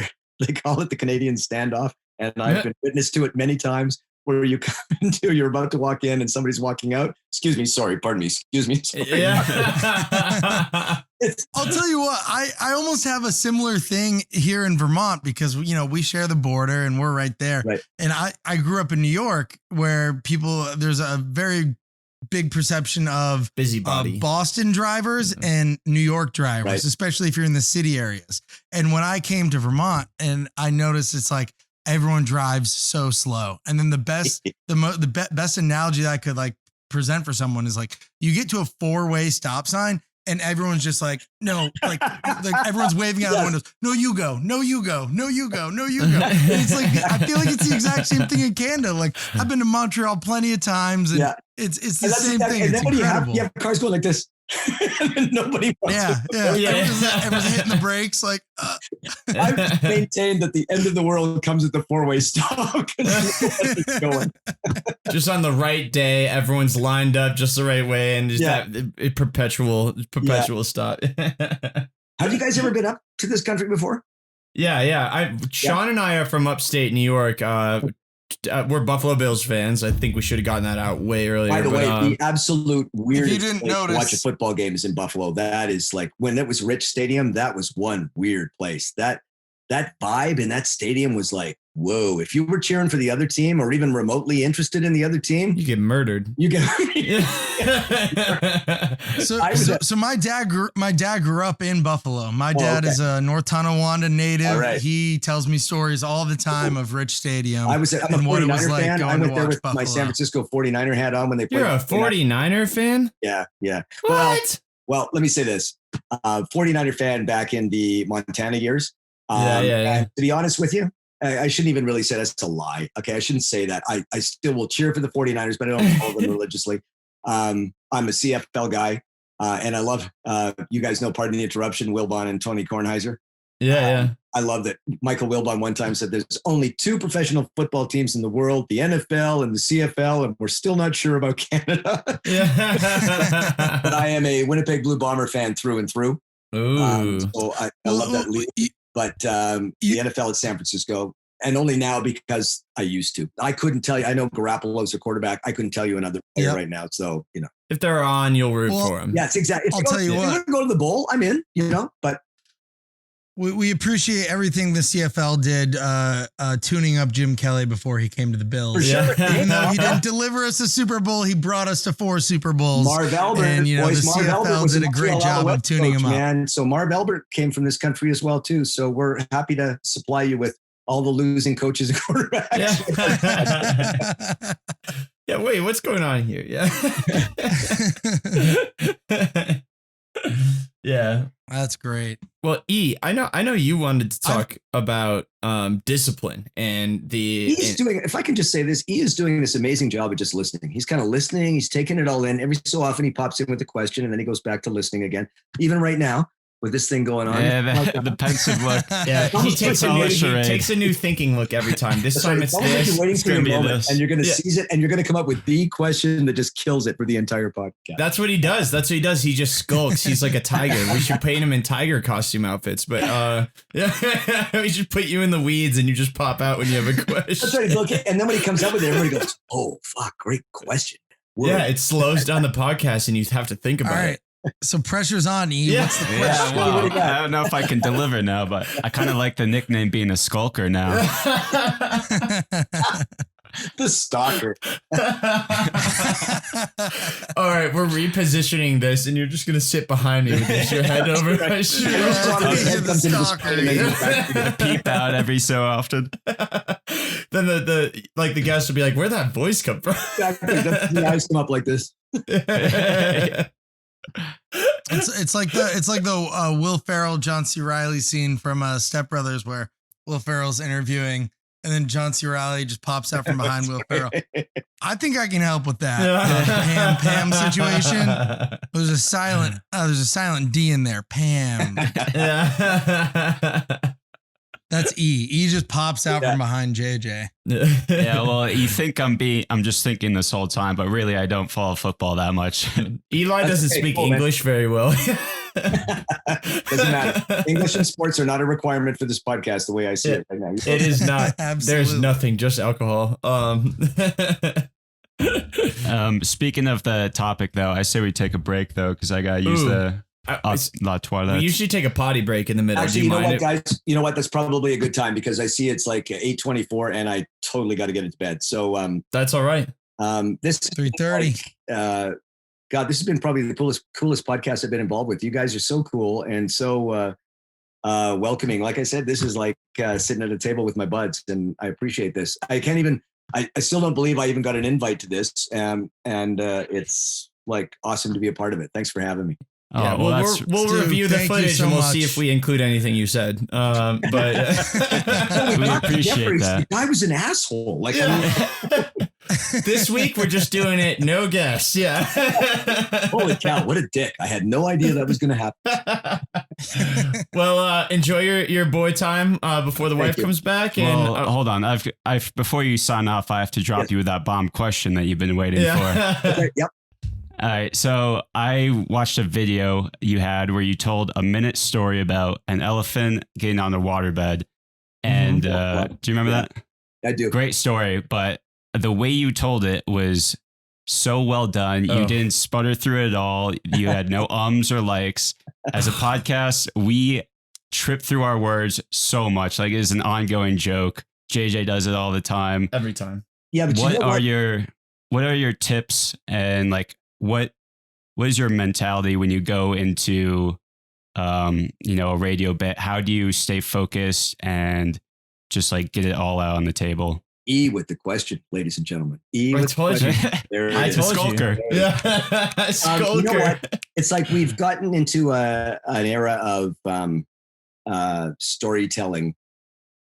And we're doing it in all avenues, right? We're doing it in radio, we're doing it in podcasts, in whatever form it takes. And that the the key to a good story is, first of all, it's got a beginning, a middle, and an end, which sounds obvious, but to get to those points, stumbling over your words doesn't mean anything. You can stumble over your words all you want. That's the human aspect of the story. And there's no such thing as, oh, he stumbled or she stumbled. That means the story is affected in any way, shape, or form. It isn't, because the story still comes from you. It comes from your heart, comes from your soul. The elephant in the, you want me to tell? I can give you that story. Well, no, Give us the story. I don't want to. I love the story and I heard it, but I don't want to be another podcast where you tell another story the same way you've done before. Okay. I actually wrote you a poem in one of the emails I sent you. You did. And if you wanted to tell, you know what? Instead of that elephant in the waterbed story, and by the way, it's a good one. This poem is even better. So, all right, yes, gentlemen. With a swish and a gulp, from inside came a yelp. It is gone. Will it pass? From where did this sound amass? Sometimes sounds come from cars that zoom, cars that go. Sometimes booms come from rooms that creak, rooms that loom. What's the sound when it's soft? Does it sound like a scoff? And when loud, is it proud? Does it wow? Does it pow? Zoom, boom, room, loom, creak, squeak, soft, scoff, loud, proud, wow, pow. Uh-oh. Wait. Chunky hate. Noisy boom. Noise is late. Should I check? Should I peek? A sound wave. Am I brave? No scary leak or meek tweak is able to scare Mr. Cheek. Tiptoe slow in the room. A small glow. Smells do grow. Uh-oh, no. Uh-oh, no. No, oh, no. Is it so? What's that smell? Should I yell? Can it be? Let me see. On with light. Gone with frights. Away night. Hello. No. Now I see. It can't be. Brownie floors, below doors. From the drain. What a pain. This new test is a stain. Must refrain. Smells like bane. It's a joke. I might choke. Dark sludge creep from walls seep. Oozy yuck. What the fuck?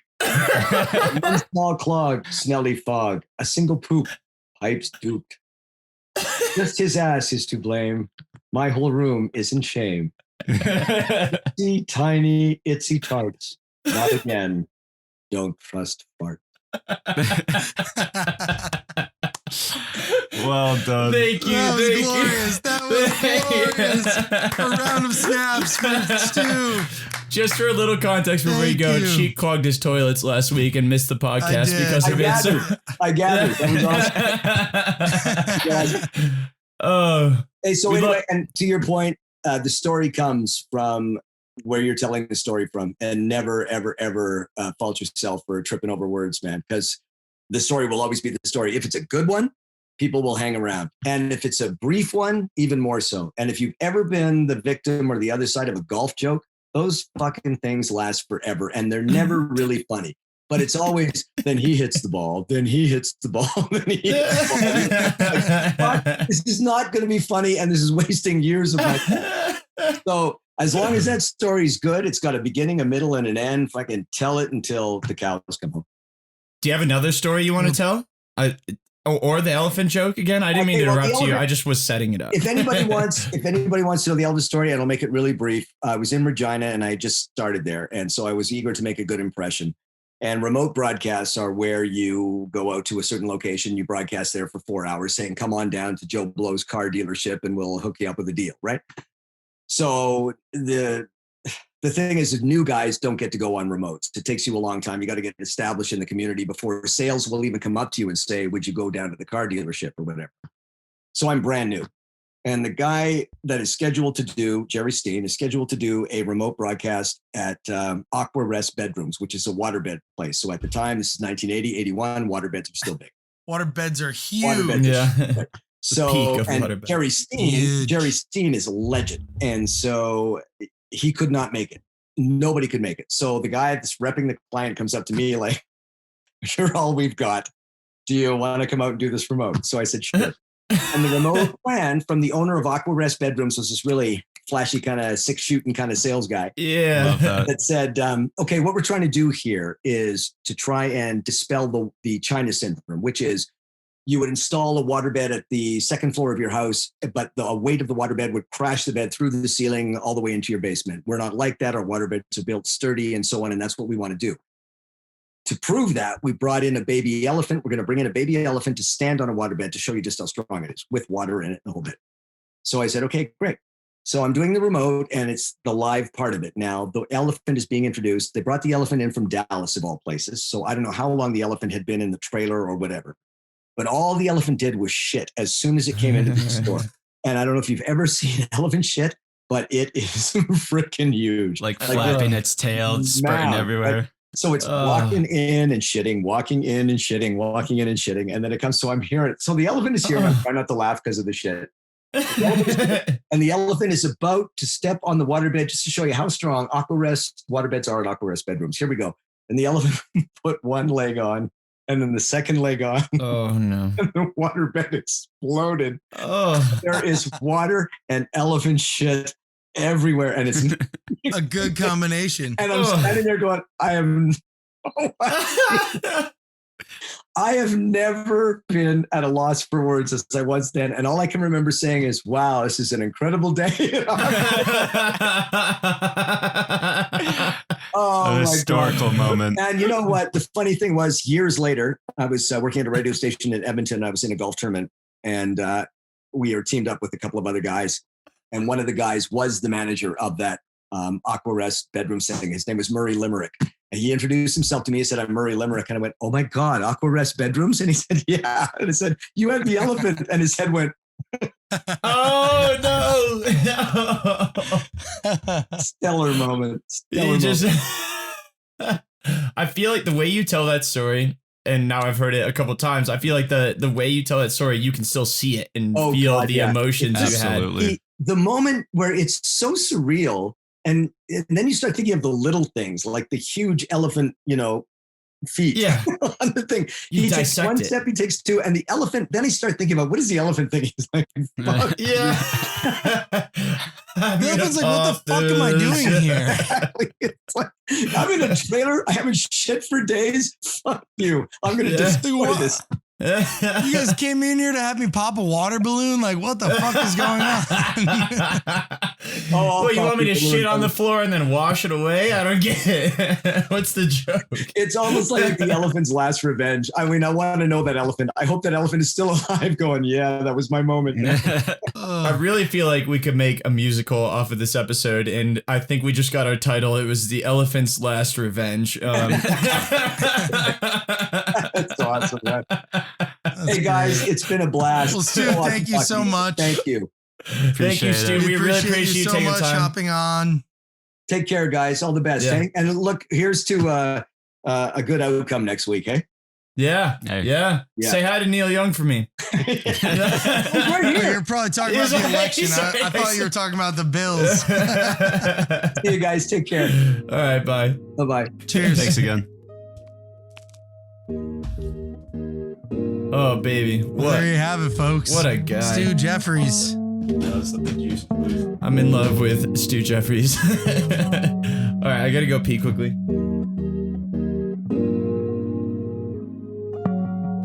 All right, welcome back, everybody, to the podcast. You missed some great quotes in the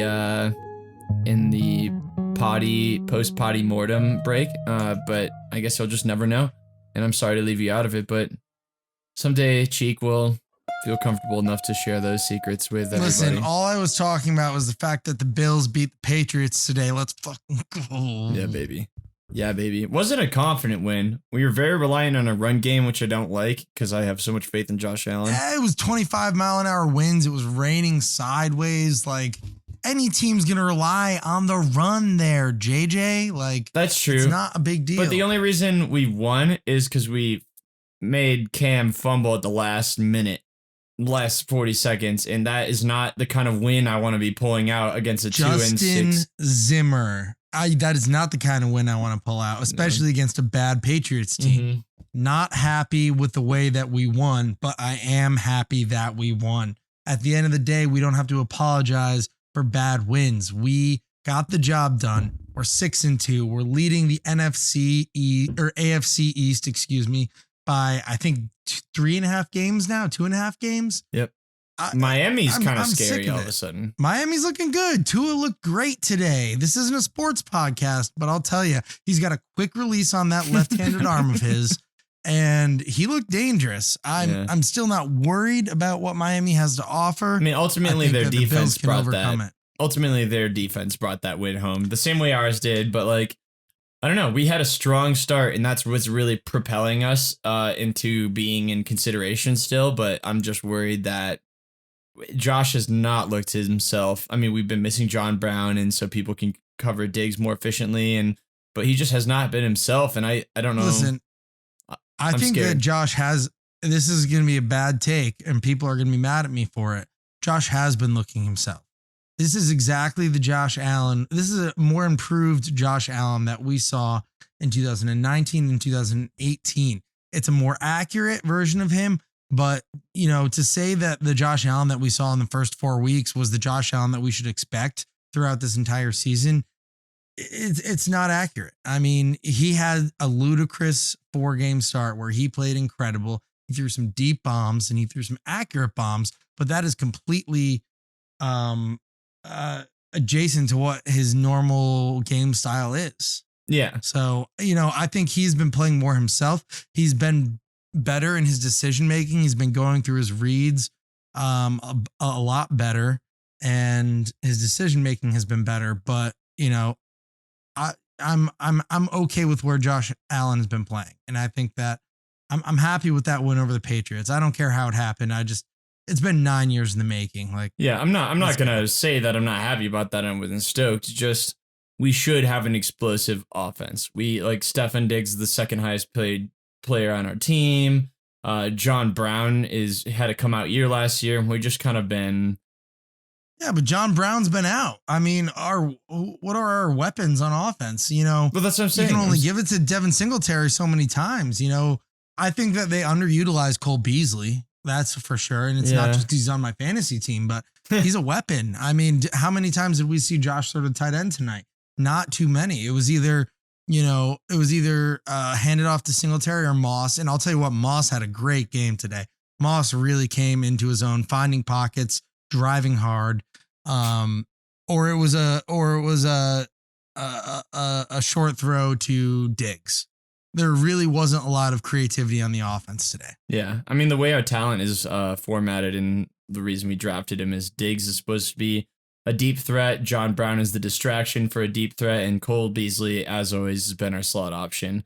I think that our offense becomes exponentially more dangerous when all of those weapons are there. Yeah. And what you've seen is the past 4 weeks that they have missing not John all been Brown. there. Yeah. And we've been missing him hard. We've been missing John Brown. We've been missing him something sore. He had a couple good throws to Brown today. He's looking good. I'm nervous. Josh Allen in the last couple games just seemed not confident for a second. Like he had a little lapse. But I keep hoping, like you said, like a win's a win, and they're gonna go home, and Josh Allen might be like, I didn't play as well as I wanted to, but at the end of the day, he's gonna see that record, and hopefully that'll build his confidence. Hopefully he'll have John Brown getting healthier and healthier throughout the rest of the season, and we proved that Singletary is still a very effective back today, and therefore just making us more multifaceted. So, and I think that it proved that Zach Moss is more of a threat than we may have assumed earlier. Well, Moss is, probably before this game averaged 3 yards a run. And I can't tell you how many times today when I should have been working and I was in my office illegally streaming the game that I saw Moss break out for a great 7, maybe 11-yard run. Like he was very effective today. Yeah. And so that was a lot of fun to see. I don't know. Let's see what happens against the Seahawks next week. Yeah, that's a big game. The Seahawks are good. I mean, the Seahawks, I think that division is the best. Seahawks, Cardinals. 100%. What is that? Rams, NFC West? Yeah, I think so. They are incredible. They are incredible. And then behind that, I think might be Chargers, Chiefs, Raiders. And I cannot believe we just went downstairs and found out that the Chargers lost to the Broncos today, which is crazy. there were a lot of upsets. There were a lot of upsets today. The Titans lost to Cincinnati. I was happy to see Joe Burrow get a big win there. Packers lost to Minnesota. Like I was saying when we were talking to Stu earlier, like today was a fucking crazy day for football. I'm so mad that I had to work during it. And I like, You guys don't have TVs at your office? No. Really? And it was a very conscious decision by the owners. The brewery that I work at, no TVs. I respect that. It's just tough for working there. I respect it. It's just so frustrating as a big like football and NFL fan. You know, today during the game, obviously, in the office, I put the game on, illegally streaming in the office, and in the middle of the third quarter, my coworker Aaron runs in, he's a Patriots fan, so both of us were like hyped. We were like, all right, well, we're not working today, so like.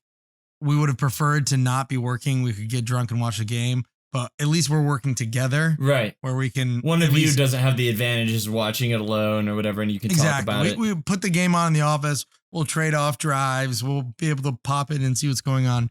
In the third quarter, right when things were getting interesting, I think the score was either 14-all or it was either 21-14 and the Pats were about to score or something like that. Aaron, I'm just sitting there watching, and Aaron comes in. He's like, "Mom and Dad are here. Turn it off."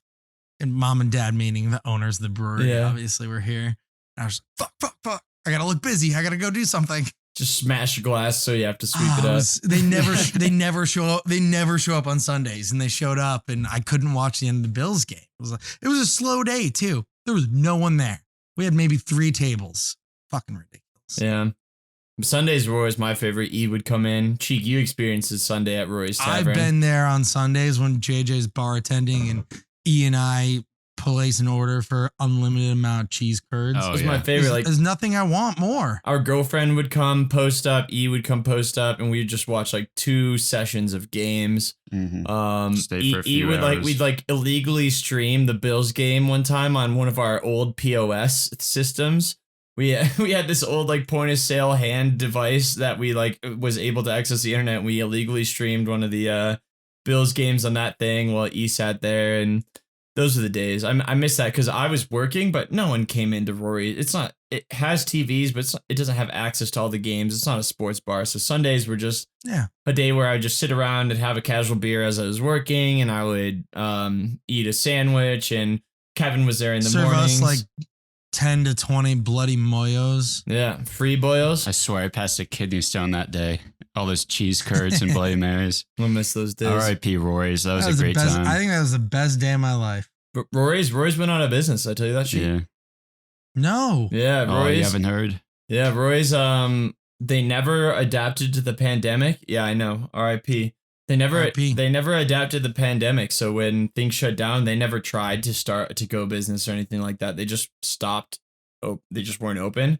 And eventually, a week after we moved out of the church, someone was walking by there, and there was a for lease sign on it. And then I texted Kevin saying hey, this was a big, I loved working at Rory's. It was really important to me to have this job, when I was in kind of a point of starting up my business. And he was like, yeah, well, don't worry. We're starting a new one down Broadway a little further, and it's kicking back in. So I don't know what he's going to call it or anything, but he bought best out, of luck to him. He's renting the building that Rex's Liquors is in. Rex? Oh, yeah. No way. On Iliff and Broadway. Yeah. Which I don't understand. It's a small place. It used to be a janky corner liquor store. Yeah, I can't picture a bar there. A bar or something. Yeah, so we'll see. Well, best of luck to him. I hope that anyone listening will, maybe if you haven't, hope to understand that this is a very fragile time for bars and restaurants in the service industry. Support your local businesses. Please go out there. If they're doing takeout, buy takeout. Even if it's just a bar that you love going to and they're doing, to go margaritas from a window, go fucking buy a margarita. It will help that business. Yeah. If they're clogging their toilets, eat their shit. Just keep everything going. I work at one of those institutions. JJ used to. They went out of business. Help the service industry out right now. If you're listening, please. Well, I don't mean to shit on Kevin too much because I know it's a tough situation, but I kind of always was mad at him that he didn't try to start to go business because yeah, it might be hard, but at least you're serving. He always pictured himself as this guy who serves the community. He was always giving handouts out. He loved giving away free drinks. He loved hiring on people who really needed it at the time, which I respected. And I love Kevin for that aspect. But to not try during COVID is just to give up all whatever 8 people that worked there as employment. And I always thought, like, why not try? Like, even if you can only keep 2 people on, it might not be a perfect situation where you can keep everyone. But if you can only keep 2 people on, then you do the best you can with what you got. yeah, exactly, Cheek. Wow. Let's put that on our gravestones. Or like a motivational poster that we could sell with PodcastBozo. We'll all be sitting in a line giving thumbs up, and underneath it'll just be, let's just do the best with what you got. Cheek. I love that. Motivational. I think we need some like violin soundtracks. Oh, don't get me started on sound effects. I'd love to get into that. If this ever becomes like our full-time job, then that's when we get into soundtracks. Like if anyone has to do a monologue, like when Stu was doing that reading, we could have played some like playground fun sounds. I picture like a Michael Bay sound of like do-do-dun, do-do-dun. Yeah. Yeah, when it goes like, oh no, chunky hate, and this dung. Yeah. Don't trust farts. Should we get into the topic discipline? Yeah, E, spit it out. I kept thinking there was a bunch of times where it was good to transition into the discipline subject, and he obviously would have been a good testament to that. But I feel like we kind of covered it in a way. I think we could tie a lot back to what we did talk about. So I don't know. Give us a little context, E. Well, I'm talking about the skulker is talking about discipline from the weeds. I'm talking about discipline as in getting yourself to do the things you need to do every day, not like disciplining children or anything like that. I think that discipline is a key to happiness, and that when you find something that you want to do, no matter what it is, you have to pursue that. So whether you like music or entertainment, you have to go down that career path and practice it and hone that skill. And to be able to do that every day requires discipline. One of the most common things that you hear from people is to show up. And that just means like 70% of it is showing up to the job, and then the rest will happen. If you like come up with reasons for not doing something today, that's like the biggest pitfall you can fall into. So with the topic, I want to dive into your minds and see what discipline is to you guys. You know, is it the same thing for all of us? Do we all see it differently? How, like, for me, the reason why I want to talk about this is because earlier this month, I had this kind of revelation of what discipline is. And a lot of times I'll get stressed out thinking like, oh, I'm not doing enough. Maybe I'm doing too much. And I go back between these like two opposite sides of I'm a complete lazy piece of shit. I'm not doing anything. Or I'm like disciplined way too much. I got to ease up and enjoy life more. Yeah, you're not stepping back enough. Yeah, not stepping back enough. Well, I'll tell you what it is to me, and then I want to hear your takes. But to me, it's like jumping into cold water in the morning. Like you think about it, you don't want to do it at all. It sounds awful, but you have to not think about it, because as soon as you think about it, you're going to convince yourself not to do it, and you're going to waste all that time thinking about it. If you just jump into the shower, get cold, you'll be like, hey, that wasn't too bad. And then next thing you know, you're like, oh, I already did it. I'm on to the next thing. That's a perfect analogy. I like that. Yeah. And I get that a lot when I'm waking up in the morning.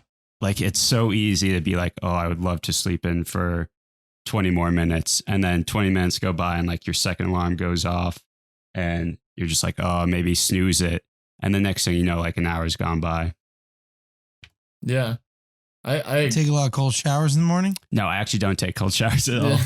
Cold showers suck, but I get the point. You're always like, even if it's something stupid like washing the dishes or something, you're like, you might get in the mentality of, even if I wash them now, there'll be more later, or it's just the more you think about it, and the more you can make it seem like this looming task. But when you actually, like, it's something my dad always used to say that I never valued that much, but He was always like, it takes 5 minutes, you know, or whatever it is. It takes five. Just do it. Commit. It takes 5 minutes. I remember hearing your dad say that. Yeah. And I'd always be like, well, I still don't want to do it regardless of how long it takes. Usually when you should have done something that you didn't do. Should have taken you 5 minutes. Yeah, exactly. Yeah. But And so it's so true though. Like you have to tell yourself that at some point where you're just like, it takes 5 minutes. And once you get into it, like all I might need to do is like wash a couple plates. And it's hard for me to get me there. But once I wash those plates, then it's easy to then maybe scrub the countertops and I don't know, wash off the grate. It's like stepping stones. It takes you from one to the other, and it's a lot easier. How about you? Do you ever feel like one of those stepping stones, like you know what you need to do, but you have to also do something else that's you substitute as a procrastination thing that makes you feel like you're being productive, but really you're just like procrastinating by also being productive. Like, oh, I should be studying for this test, but also my room needs to be clean. The kitchen needs to be cleaned. I haven't gone grocery shopping. So you decide to do all of those other things and you convince yourself that you're being productive and you're being a good person. But in reality, you are not doing the thing you need to be doing. Oh, absolutely. When I lived alone, I was bad at school. I'm the king of that. By the way. Yeah. I bet, Cheek. I bet. And I am too. Like I remember when I lived alone, especially, like I was like, I have all this work to do. I don't like, and you could justify, the only way you could justify not doing it. Like if you just went and played video games, you'd feel guilty. But if you go and clean your kitchen, do your laundry. Well, listen, JJ, my room's not clean. I can't study in my room with a dirty room. Right. Like, don't be ridiculous. Do I really expect myself to be productive studying when my room isn't clean? Like, is that like, how can I even do that? It's the stepping stones where you get yourself to that. Honestly, I think that's a great form of procrastination because that's when I'm most productive in life in general. When I have something more important. I think a lot of people are probably like that. Yeah. Because, you might have something that's more important to do, but at least that more important thing got you to do this slightly less, but still important thing. It's just, it's about your motivations and things like that. And I don't know. I think discipline's a weird thing because you can get in your head about it. Like the day-to-day tasks that it takes to be successful. Like, for example, this podcast, I work Saturdays and I edit Mondays because it's kind of like a day off when I edit for my real work. But I edit those Mondays every Monday and it gets tedious because I have to like listen to the whole thing. I edit this together. I slice out the middles and the ends, and then I have to take in the guest voice, and then I have to bring in the video and whatever it is. I do that all, and sometimes before getting into it, I'll be like, I don't want to do this another week. I did this 8 weeks in a row, you know? But when I actually get into it, first of all, I enjoy listening to us talk about this shit, so that's fun. And then like the actual publishing it, and there's parts of it that I do enjoy, but it's that initial step that it takes to like get into it that I don't know what it is. Like I get mad at myself for it. So do you ever get mad at yourself about that? Where you're like, why can't I just do this? Why can't I just want to do this? And it always ends up the same way, where as soon as you sit down with that task, like time starts flying by, and you're like this, and then I start to worry about like, how do I keep myself from like not letting this happen again? So like I sit down at the desk every time, and like, how do I get that discipline? Yeah. Back to what you said, Cheek, about you're good at procrastinating by doing like another task. I don't think there's anything wrong with that. I do that all the time. I think that having a cluttered space, like a dirty room, I will always clean that before doing a project. And something about it like clears my mind or like relaxes me. And I would totally do that. Like say I have a paper due that night, I would easily clean my room and take like an hour away off of my paper writing rather than be stressed out writing a paper thinking about how I have to do this other stuff. But do you think that cleaning up your room before that is more about oh, like clear room, clear mind, I can think more clearly? Or do you think that it's, I don't have to write this paper for an hour before I write this paper? Like, be honest with yourself. For me, when I've experienced that a million times, I couldn't give two shits about what my room looked like. I just wanted to feel good about myself for doing something that wasn't writing this paper. Mm-hmm. I'm sure it's a bit of both. I don't know if everyone experiences it the same way, but I'm a person who definitely thinks better or is less stressed when I don't have like visual stuff all over my room, like clutter. I can get that. Yeah, I understand that. I mean, for me, the reason I can't work well with the clutter around me is because I'm so prone to distraction that a clutter is literally a distraction. So cleaning that up basically eliminates all of their distractions, and then I'm basically left only with having to do my work. Yeah. And yeah, I don't think, like, for me, cleaning and cooking can be therapeutic. Like, it's such a it's this like arbitrary motion that you've done 1,000 times that lets you clear your mind and kind of do other things in your head. It's like meditating. Excuse me. It's like meditating a little bit. Whoa. Yeah, that was a Bertha. It's That was a Bertha. It's like meditating a little because you get in this routine and you're in touch with what's going on around you, but your mind is allowed to do other things. But I'm more, I think, on the cheek side where I am fully aware that it's a distraction on purpose. Like I'm absolutely, maybe sometimes there'll be like, I have this paper to write and I'll just kind of like come out of a blackout like 40 minutes later and I'll have cleaned my whole kitchen. I'll be like, I'll all of a sudden come to this realization, like, I am procrastinating right now. Like, there is no need to be scrubbing underneath the ledge on my kitchen. Like, I've never done that before. It's like, that is the best clean I've ever done on my bathroom. Look at that clean. And then it's just like, wasn't I supposed to be writing a paper? Yeah.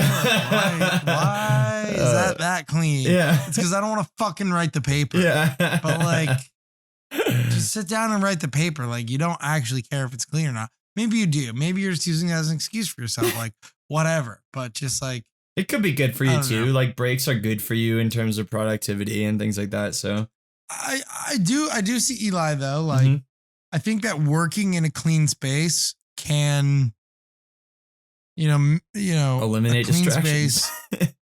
Well, yeah, eliminate distractions. Exactly.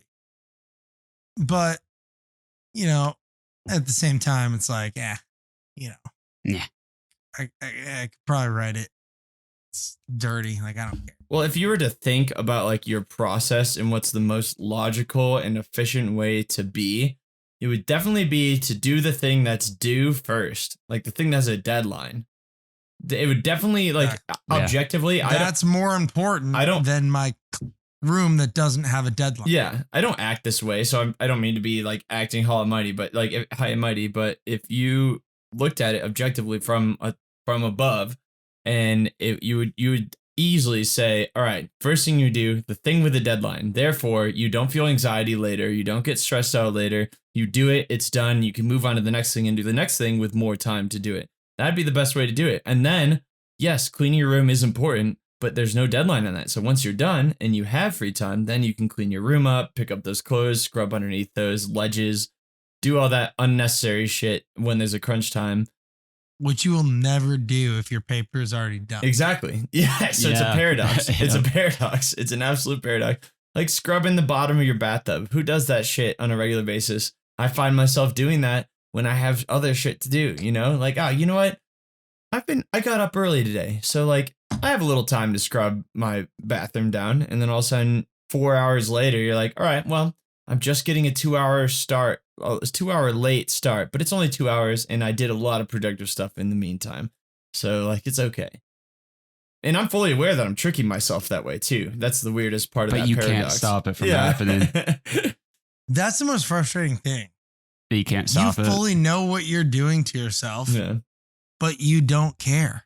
You've been through it 1,000 times. And you justify it and you're like, it's fine. Why am I like that? Did we talk about this on another podcast where there's this there's an analogy of like this procrastination monster that people who procrastinate see? Have we talked about this? Yeah, early Yeah. season 1 We episode. might have. Yeah, it's Maybe in a lost episode or something. I think we did in real one, but I don't know. But like to kind of quickly review is just basically people who see people who procrastinate say, "Oh, you're lazy, you don't want to do it." But what's really happening is that you have this thing in you that right when you sit down to do it, that's when the procrastination monster activates. Like you sit down, you open Word, you do all the easy parts, you pick the font, you pick the size of the letters, and you're about to type. Then the procrastination monster comes into your ears and screams, and you're like, "Oh shit, while I'm at my computer, let me just quickly unsubscribe to this free trial that I had." And then all of a sudden you're on Amazon and you're like, "Well, I do, like, since I am on the line of working, I do need a charger for my laptop, maybe for the downstairs room." My finances are mismanaged. I think I should go through all of my subscriptions and decide what subscriptions I need to keep and which I don't need to keep. Dude, And that's I important. do that all the time. And that's the thing is like you have clutter in a room and then you also have clutter on your computer. And as soon as you open that up and like a lot of times by reaction, I'll like quickly type Gmail as soon as I open up just to check my email, like as a habit, even when I'm sitting down to write a paper. And the next thing I know, I've got like, oh yeah, I got this subscription that I got unsubscribed from and all that. Yeah. It's so easy. It's very relatable too. Like I think a lot of people go, All right. like you saying that. Basically we all agree that we fall victim to this awful vicious circle all the time. How do we break it? How do we become determined? How do we What motivates you to finish be the goals disciplined? that we set? How do we finish the goal? Well, like I said, I get in these stages of I'm either doing nothing and procrastinating at every step of the way, or I'm like a robot and doing everything on time to the point where it's too much. And I'm still finding a balance, but the way where I get to that completely disciplined state is where I don't give myself any time to think something. Like you ever wake up in the middle of the night and you have to pee and you're like, oh, I don't want to get out of bed, or I got to get water, but like I'm so thirsty, but I'm too lazy. Like I just want to go back to bed. All the as time. soon All the time. as I wake up, I immediately go and do that thing. Like I don't give it any chance. And that goes for saying with anything I do. Like if it working out. Yeah. Like if it pops in my mind, oh, I feel like I should work out today. Like I go put on shorts and go to the gym right away. Or if I feel like I need to draw, I immediately sit down and draw. And if like I have a thought or something, like I'll go write it down in my journal, or if I have like a podcast idea, I immediately write it down. Yep. And it gets to a point where you're like, you get in a cycle and you feel great about yourself. Like you're disciplined, you're actually getting stuff done. And then, like I was saying, this is the shitty part is there's one day, like it's great because you never get to Sunday and you're like, oh, I have to cram for all this. Like you have all this time. Like this Sunday, I had a disciplined week. So this Sunday, I didn't have any work I had to submit. I just had, the boys on the podcast and it felt great. Like I could sit around and do nothing and be fine. But it feels so good to have that, where it brings me in the other direction. Like it feels so good to have the time to not do anything today, that's where you start getting pulled in the other direction. And you're like, that feels great. I want to keep doing that. It's and like then I coming up lose for all air. discipline. Yeah. Like coming up for air. Yeah, that is like way too relatable for me. You go through these cycles where you're like pushing and pulling and you find yourself in the middle and that's a sweet spot, but then you find yourself on the ends and it's too much, So it's like you all of a sudden wake up metaphorically and you realize I have not been productive as I'd like to be. I can see my progress slipping because I haven't been diligent about the things that I know are fundamentals towards my progress. But then you get on the other side and you're working 80-hour weeks and your just nose is down in the books and you also wake up and you're like, why am I even doing this? I don't enjoy it if there's nothing to do it to enjoy for, Exactly, yeah. And I was thinking about this the other day, and I've always everyone's always thinking about the meaning of life, and everyone has their own meaning of life. There's some people who have their meaning of life is to work and be the most successful they can be at their job. And there's some people whose meaning of their life is just to like to be, just to exist, you know, and just ride along. And I think for me, my meaning of life is really like a halfway between those two things, where it's like I want to work and appreciate what I've done to get to where I am. But at the same time, ultimately, what I really want out of that is to be able to just sit back and enjoy people in life. Like I want to sit back and just look at the people around me and enjoy those. And like they're like the monkey group chat that I'm a part of now. Like on face value, it's stupid because it's like it's just monkeys. But the more if you rewatch that one monkey video over and over again, you start to notice little things, the intricacies of like how monkeys act and how similar they are. And it's like, and you all of a sudden get this like super appreciation for it where you're like, oh my gosh, there are so many intricate things that you would not notice if you were too busy with other things, you know? And I love that you got so invested in that. yeah. JJ, you want to work to live, not live to work. Exactly. And if your job is what you'd like to do in general, that's an extra plus, you know, like being a bartender was honestly a dream because I just got to talk to people and like and watch football and eat food. Who doesn't want that? There's bad parts about it too, but like that woman who came in with matches and tried to burn the building down. Yeah, that lady who tried to burn down Rory's, or the botulism manager. Botulism. Absurd.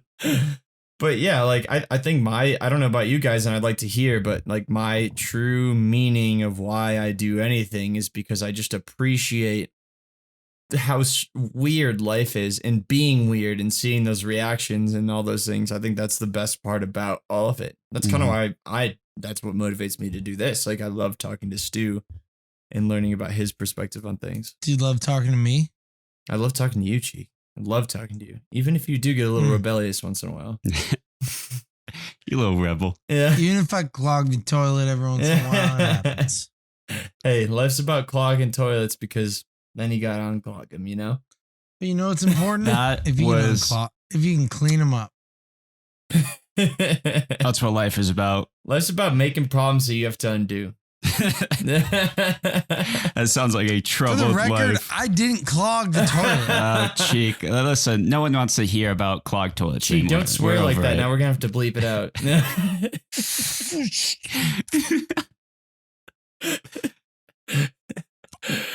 Cheek, what's the meaning to your life? That's a deep question that I search for the answer on a daily basis. I don't know. I think it's happiness. I think it's too generic. Get more specific. It's finding happiness for yourself. I think it's finding happiness for other people. Because I think one of the big things that I've noticed through life is what makes me the happiest is seeing something that makes somebody else happy. Mm-hmm. You know? Mm-hmm. Like I like to be able to be maybe it's selfish, but maybe I like to be the causation of making you happy. Yeah, we talked about this. We talked about this, that self-serving happiness where you make other people happy and that makes you happy. And some people think that's not okay. But like, why? You're making someone else happy and you're becoming happy. Isn't that twice as good? What's the worry? What's the worry? Cheek, if I had to guess, if I had to narrow down your motive to life, first of all, I think you're a guy with a bone to pick. I think you have a chip on your shoulder. You think I got a chip on my shoulder? I think you have something to prove to people that you can be happy and successful the way you did life. And I think that is. I think that's true. Yeah. And you don't. I'll tell you I think you touched on that perfectly, Jay, because I don't know how many listeners know out there. I am a college dropout and I suffer from a lot of pressure from my family to go back, and that education is the most important thing in life. Because your dad's a doctor. He has that perspective. It's not because of my dad. No. It's not. My dad values education a lot. We don't have to call people out if you don't want to. Sorry. We don't, I'm happy to dive into it. I understand why certain people value education. There is value there. It's 100%, like having that college degree is at a certain level, certain companies, that's that's the magic golden key to give you maybe an interview or something. It will unlock a greater future. Mm-hmm. However, what is the cost? At this day and age, the cost of a college education is a lot of fucking money. Mm-hmm. And I'm not using this as an excuse. Sure. I fucked up and I dropped out of college because I did not handle college properly. However, I think that college, I'm not saying college is overrated, but it's overpriced and is paying $250,000 for that piece of paper worth your potential future? I don't know. I think that there are a lot of other routes that people can take to be successful. And I think that I have no plans to go back to college anytime soon. And I'm happy in life. And I think that we've talked about this plenty of times before. Key to happiness, like what makes you happy, what defines success is happiness. If you are happy where you are, why should anybody poo-poo you for not having gone to college or for having gone to technical college or maybe having gone to community college? Whatever. Who cares? Fuck off. Who cares that I'm after being 10 successful years, in the way that I define success. That's all that matters.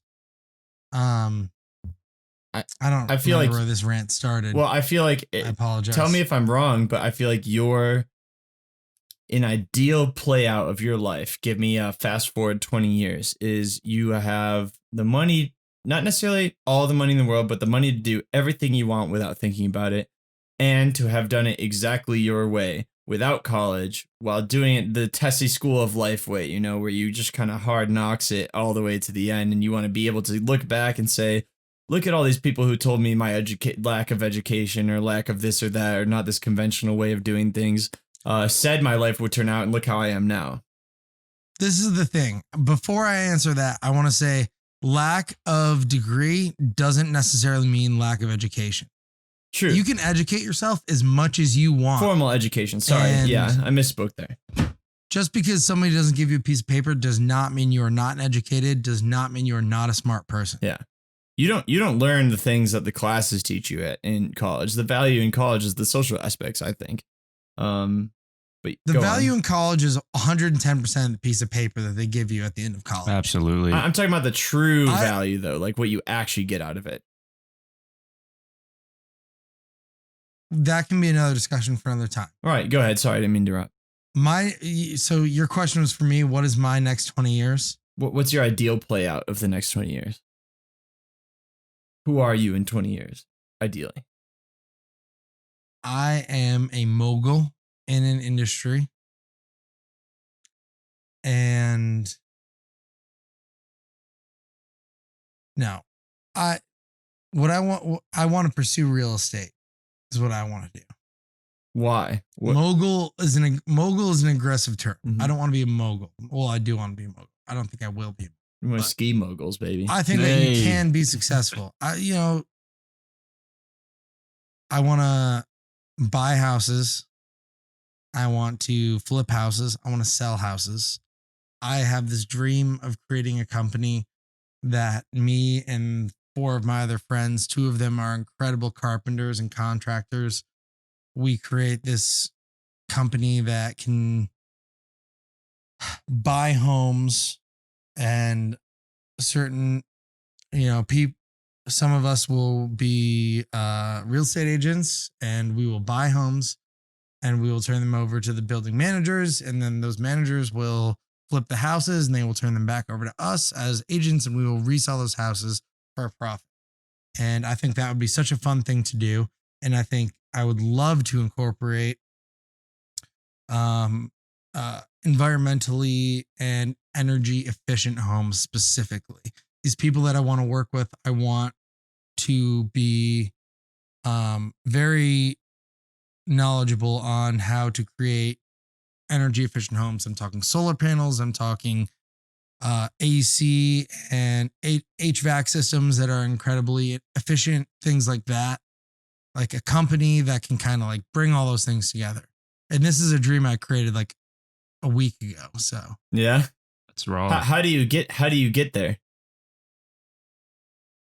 I have people in mind that I know are very successful, young, successful carpenters and contractors around my age that are college educated that,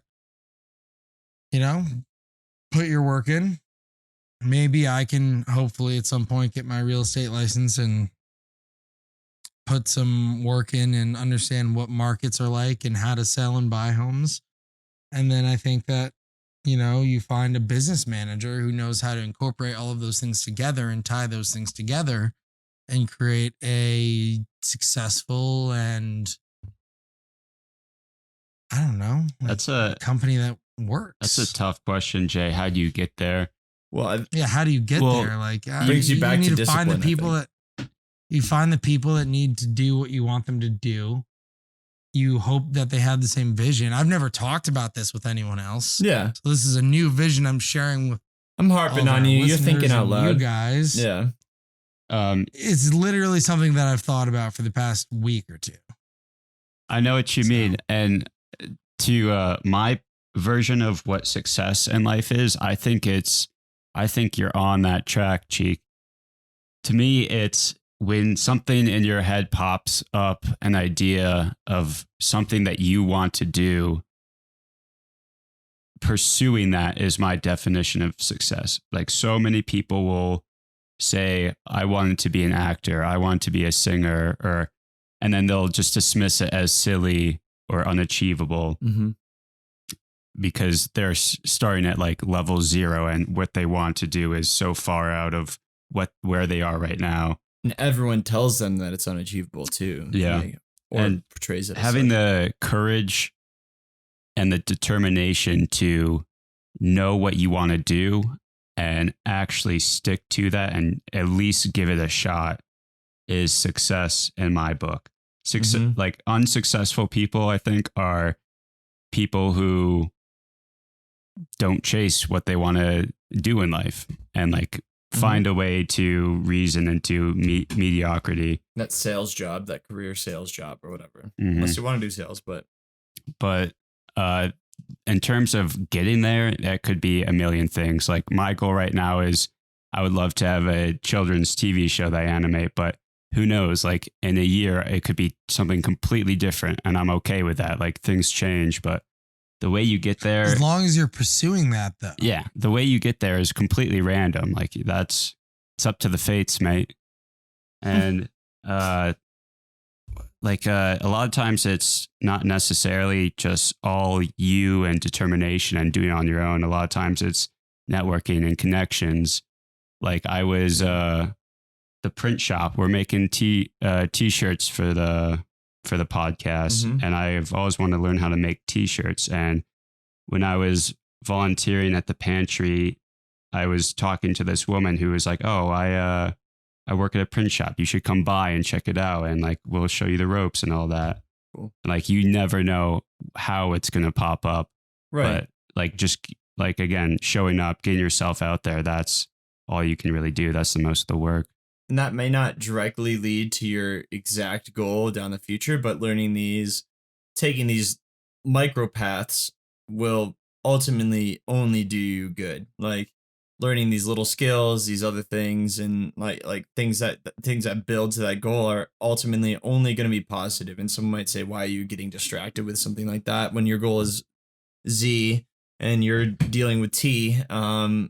But it just like ultimately like those mistakes can only happen if you're willing to just go along with it and round yourself well. Like you don't get these happy mistakes like Stu was talking about if you aren't open to those things and already willing to learn them. I guess I ask. So to me, there seems like there's a little paradox in that because like you're saying follow each little idea as it takes you. But the nature of being determined and taking on these, being diligent about these like daily like these day-to-day tasks that aren't as exciting, you know, like like when you practice your figure drawing or when you practice just perspective and things like that, those aren't as exciting as your dream of becoming an animator. what if during those times you change course all of a sudden? Like, isn't there's a point where you have to resist urge to change and remember your dream and keep going on with the day-to-day arbitrary tasks? Absolutely. Arbitrary. It gets tough. And a lot of times you question it and you're like, is this really what I want to do? And then that's a whole nother topic of sticking to your guns. And how do you know when to question it? Yeah, it's tough. It really is just strapping in for the long haul and like waiting it out and giving it more time and coming back to it a month later and being like, am I still having these thoughts, or was I just having a bad week? Like, I mean, if we were to take this podcast as an example, like if we someday wanted to make money off this podcast, the dream is whatever, this is our independent job by itself, you know? If that's our dream, it's going to take a while to get there, right? Like it's going to take years to get anywhere like that. And we have to stay disciplined in that regard. And on the way, we're going to say things think things, I guess, to ourselves where it's like, I don't know if this day to day is worth it. I'm putting a lot of effort into it. But if you juxtapose these like little actions with what the end goal is, and if you're still assuming that end goal is possible, isn't 3 years or 2 years or whatever of going through these motions worth it? And I guess there's doubt that's associated that we're like, am I doing the right thing to get there? Do we have what it takes to get there? And that applies to anything. Like I do that with my business too, where I'm like, I don't know if I'm doing the right thing. And you just have to have faith and dive in. And that's why success has a fail rate, because a lot of people doubt that along the way. Mm-hmm. If you were to teach a class on success, via the perspective of discipline, what's like the main thing you would teach? If I were to teach a class on discipline, on reaching success through discipline, what is the most important takeaway in that? Knowing who you are and listening to your inner voice, your little Jiminy Cricket. Mm-hmm. And because a lot of people aren't aware of that voice in their head. A lot of people relating to college will just follow this conveyor belt that they think success is. It's kind of difficult because as soon as you don't even know what's going on and you're thrown into school until you're 18 years old, and then everyone is told to go into college after that, and it's like just the normal thing. And then that's why there's like stigma around people who don't have college education. And it's just this weird societal thing that we're in. But a lot of those people who are in college don't have any idea what they're doing, and they're paying so much money learning stuff that they don't care about, and they're like feel flustered to pick a major. It's a weird thing. So I think the most important thing is knowing yourself and what you enjoy doing. Yeah. Wrong. You have something to It's say? a cute take, Eli, and I love that take. But oh, we have some dissonance. Let's hear it. Let's go, Cheek. the most important thing with following a discipline has to be repetition. It has to be pattern. I don't care what you choose. You set a goal in mind. The best way to reach that goal is through repetition. It isn't through believing in yourself. It isn't through some magic little fairy that says, I believe in me. It's through repetition. It's through setting a goal that every day I'm going to do this thing and that will reach my goal. Cheek, how do you apply that to your life? You can apply that in any way that you like. No, but I mean, like, you can apply that by repeating a mantra every morning. You can apply that by writing in a journal every morning and rereading that journal every morning. You can have a whiteboard on your fucking bedroom that you look at as soon as you wake up. This is my goal for the day. It doesn't matter. All that matters is repetition and how you achieve that repetition, because that repetition will lead you to achieve your goals. And that is what I believe. I got two things. I don't believe that I do it, but I believe that repetition is key. Well, I guess the question is then there's a lot of idealism talk that we're spitting out, but how do you get yourself to apply that then? Because if you can if you say it and then say, I don't do it, and I know you have dreams and aspirations, and this might be one of them for me. This is definitely a dream, and I try to apply myself to it every day, but I get lazy sometimes too. How do you realistically, because first of all, you saying that really triggers me as thinking you come from a golf family, and it's true. Like you come from a golf family. Repetition is the most important thing, and to be good at golf. And I've heard your dad say that. Repetition is not strictly represented by golf, But it's the most golf-minded sentiment. It's the most. No, it's not. Absolutely. That's absurd. Repetition can be represented in any sport that you want. It can be baseball, it can be golf, it can be soccer. How you strike the ball, how you strike the bat, how you swing the bat. Repetition, like that's ridiculous for you to assume that it's golf. No. What? Cheek. Easy. Easy. I feel like Stephen A is Max Kellerman right now on first What take. I'm saying is that like I could easily just as well say that experimentation is also the spice to success, and figuring out what you do wrong is just as good in failure. No, we're talking about determination and achieving your determination. And I'm saying that repetition is the most important thing. I don't know if that's true. I mean, it depends in what context you're talking about repetition, I guess. But I think it's a mixture. There's no black and white in this area either. Is like Agreed. There's no singular formula. Yeah, and maybe repeating a regimen of trying something new every day is kind of that mixture that we're talking about, or repeating that daily, trying a different technique, or figuring out what you do wrong and failing. Because like I saw a Steve Harvey clip the other day, which kind of rang true with me. It was just basically saying that like every single person fails 1,000% more times than they succeed. You hear about the success because you went through so many failures to get there. That being said, the repetition is fundamental if you're talking about practicing, but like it's not as easy as you say it is in just like the fact of repetition. I think there's a lot of facets to it. And you can't. I didn't say it was easy. Well, you said the fundamental to life is repetition, or success. I said a key to determination and success is repetition.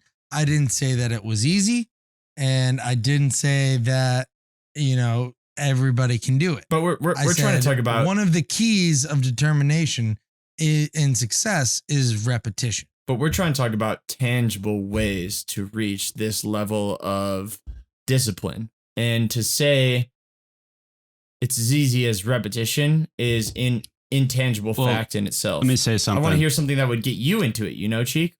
Cheek, Go ahead, Cheek's point on repetition is correct. That's how you get good at something, by doing it every day. But like that's only half of it. You have to start small and do easily achievable things. So if you want to be a writer, all you have to do is sit down, like make a goal, sit down and write a sentence. And then the next week, a paragraph or something like that. And you'll find yourself easily achieving these things and going past it. And if you start with like repetition of I'm going to write for 3 hours every day or something like that, like that's difficult to do. And that will easily turn you off. Yeah. You got to make it manageable. But repetition is key. I would almost argue that we're all agreeing that improvement is the most important thing in terms of reaching success. Like not comparison to people who are already successful, not degrading yourself, not just repetition, not just experimenting. It's about looking at who you were yesterday, making today Sean, today Eli, today JJ better than yesterday's today Sean, Eli, JJ, and whether that's through repetition, whether that's through experimentation, whether that's through something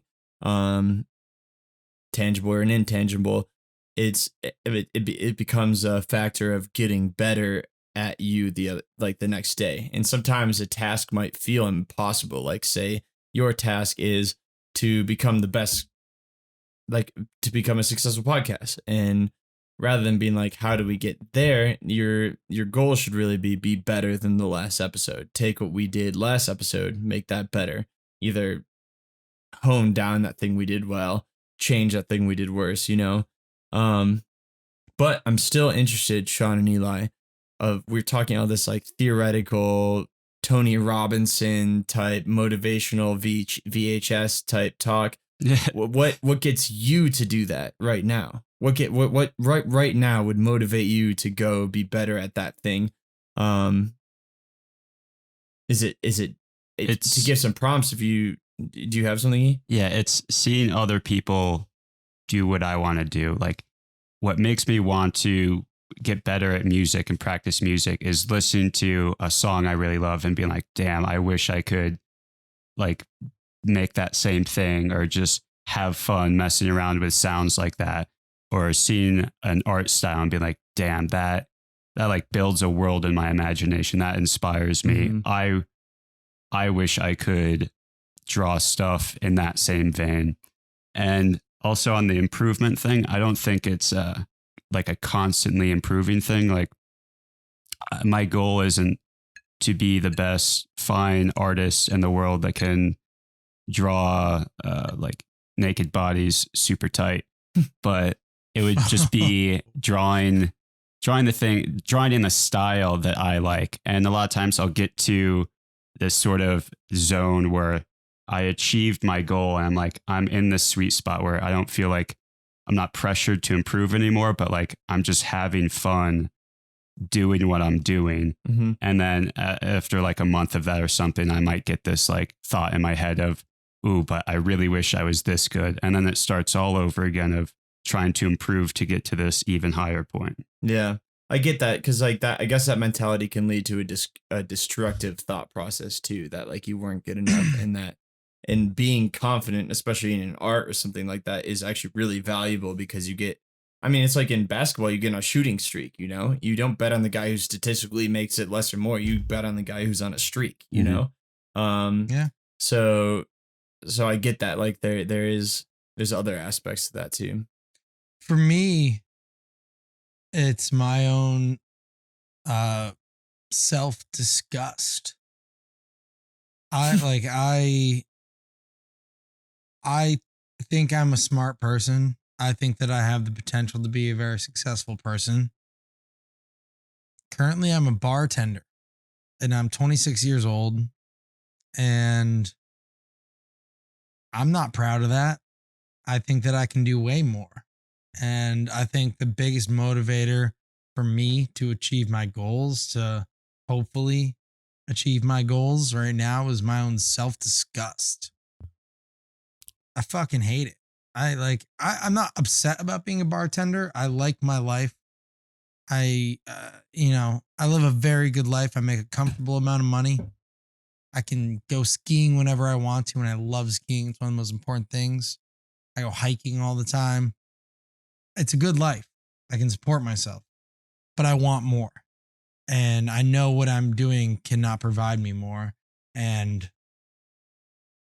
it's self-disgust. Is it be better? In a vacuum, would you be disgusted with your life? Or is it more you don't like telling people back from high school that you're a bartender, or your parents are a bartender? Both. In a vacuum. I hate telling people that.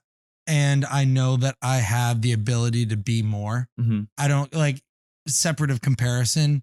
I know that I can be better than a fucking bartender. And I'm not like, I am proud of the company that I work for. Can't you be proud of your abilities as a bartender? It's a great brewery. I'm a good bartender. I'm a certified beer server. I know a lot about beer and the brewing process, and I love that.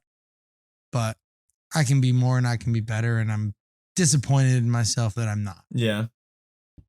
Well, regardless of the vacuum or at my fucking high school reunion. Yeah. Yeah. I spent a lot of my life trying to get over that whole, like, I don't give a shit what, like, if I go back and tell someone I was a bartender, I could never get over it, I don't think. But because I don't know anyone can, but I try to. I have this perception.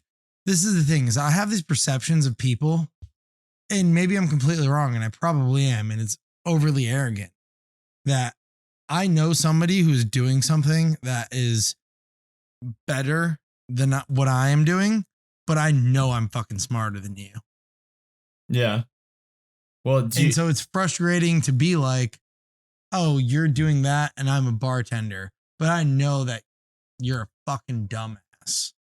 Well, that's why I think that there's a testament to work over like work over talent, I guess, like natural talent.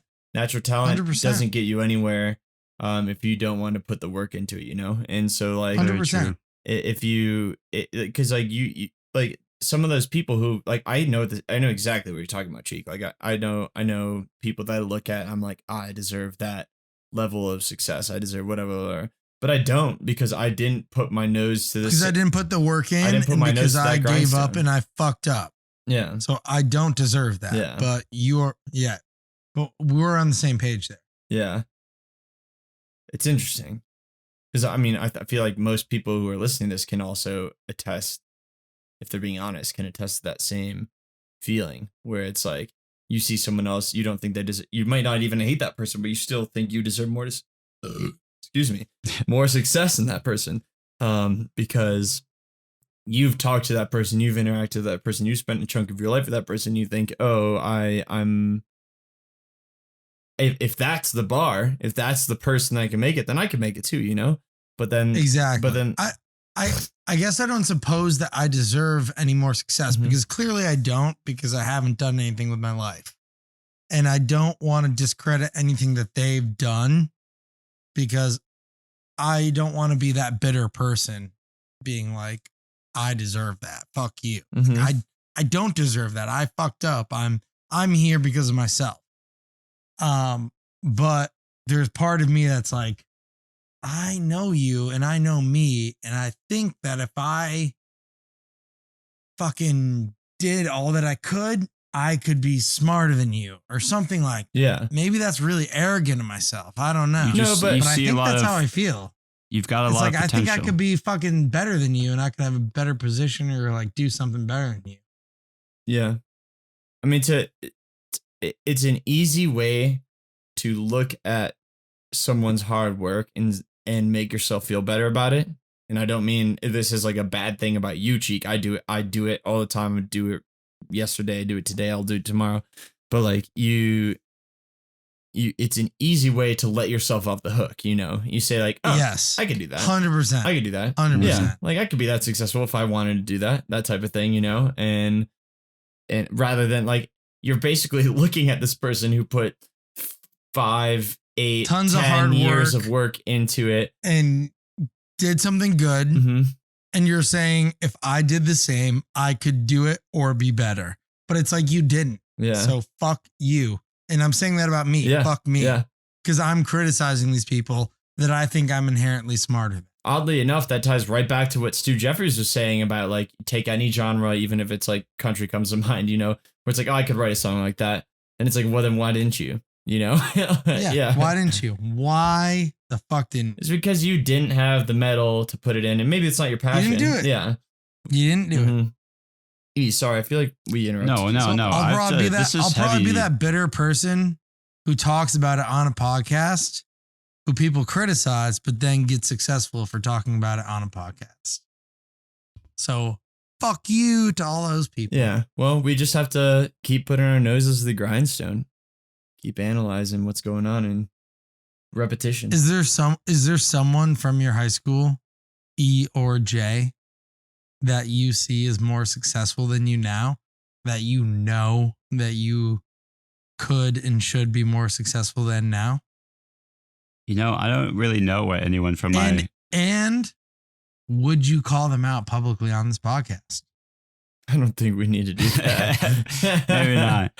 But let's call some drama. Let's do it. It sounds like you might, but I don't really know what people from my high school are doing anymore. And I guess I do feel jealous sometimes when I know like there were some kids in high school who were very active, like knew what they wanted to do early on. Like some kids got really good at piano and music and were in bands and jammed all the time. And I definitely feel a little bit of that like disgust about myself for being like a lazy piece of shit and not really doing anything, not honing any skills in that time I had. But I don't see myself as like better than those kids, and I just didn't really put in the time. I think everyone has the same potential. It's just a matter of actually putting your nose to the grindstone. Yeah. I mean, I think you're a good example of someone. I mean, you and I have very similar college experiences. We both went for an extra year. I wasn't necessarily good at school until my 5th year, where I just wanted to get out, and that was my motivation to put my nose to my grindstone. And I was really good at school all of a sudden. My parents were like, "Well, fuck you! Like, why? If that's all it's like, why you could have been good at school, you know?" But you're a good example. Like, so that was my motivation. But you're a good example of someone who like never really found exactly. You wandered around between different majors and interests and things like that, and you weren't. You finally have now seen something that you are really passionate about, and you're fucking motivated to go through it, and you push yourself every day. And the whole reason we're talking about discipline in the first place is because you have figured out what it is to have something big enough and passionate enough to drive towards, that you will go through those arbitrary moments on the day-to-day basis. And I think there's two sides to that. There's some people who don't want to put in the work to get to what they want to be, and there's some people who just haven't found exactly what they want to be. And you're that side of it, I think, where you've finally something like you like clicked. And like I think for me, it was just like school was not my format. I didn't like that, and having my own business is what clicks for me. For you found like art, and you're really good at what you do, and that's what pushes you forward. And Cheek, like I feel like for you, socializing is kind of your strength, and real estate is kind of the thing that can leverage your strength forward into like something that you can, in terms of money, gain from, you know, and then achieve the lifestyle you like, because you are very good socially, Cheek, and real estate is a pretty social business, you know. And so is being a bartender. But I would love for you to sell me a house, Cheek. Yeah, I want you to be on Selling Sunset. We should make Cheek his own I hate that show. Homeowner show. I've seen every episode of that show, and I hate that show. Yeah, I've never seen it. Well, we could do better than them, Cheek. We could make your own spin-off. We could. Yeah, we could make like a horror version. Cheek's Haunted Castles. Yeah. That would be great. Yeah. Let's do like a haunted reality show. Like, all the reality shows are so goddamn serious. Let's make a parody of a reality show and have it be a haunted one. That would be fucking great. Yeah. And don't tell anyone though. Make the theme seem exactly like Selling Sunset, but like somewhere on like episode Make it seem 5, serious, 5 out of 10. And then all of a sudden it's haunted. We go through like 4 absolutely serious, okay episodes, and all of a sudden episode 5, some weird shit happens, but you don't really know if that's what the show is going directionally. So you watch the next episode since you're committed. And then all of a sudden you're like, is this a haunted show? Like, what is going on? Like, Cheeks all of a sudden throwing up like red sludge during like a house tour. It's like projectile vomiting all over a wall. What if everything's serious, but it's selling haunted? It's like, I sell haunted homes to freaks who love haunted homes. There's a value in that. What you're going to love about this bathtub is that when you think it's done filling up, it's going to fill up some more and it might drown you. Dude, I love this idea. Great. Like when you're in the closet and you're picking out what to wear, you're like, that little black dress is making you look sexy. Yeah. That closet door doesn't open and you are going to suffocate and die.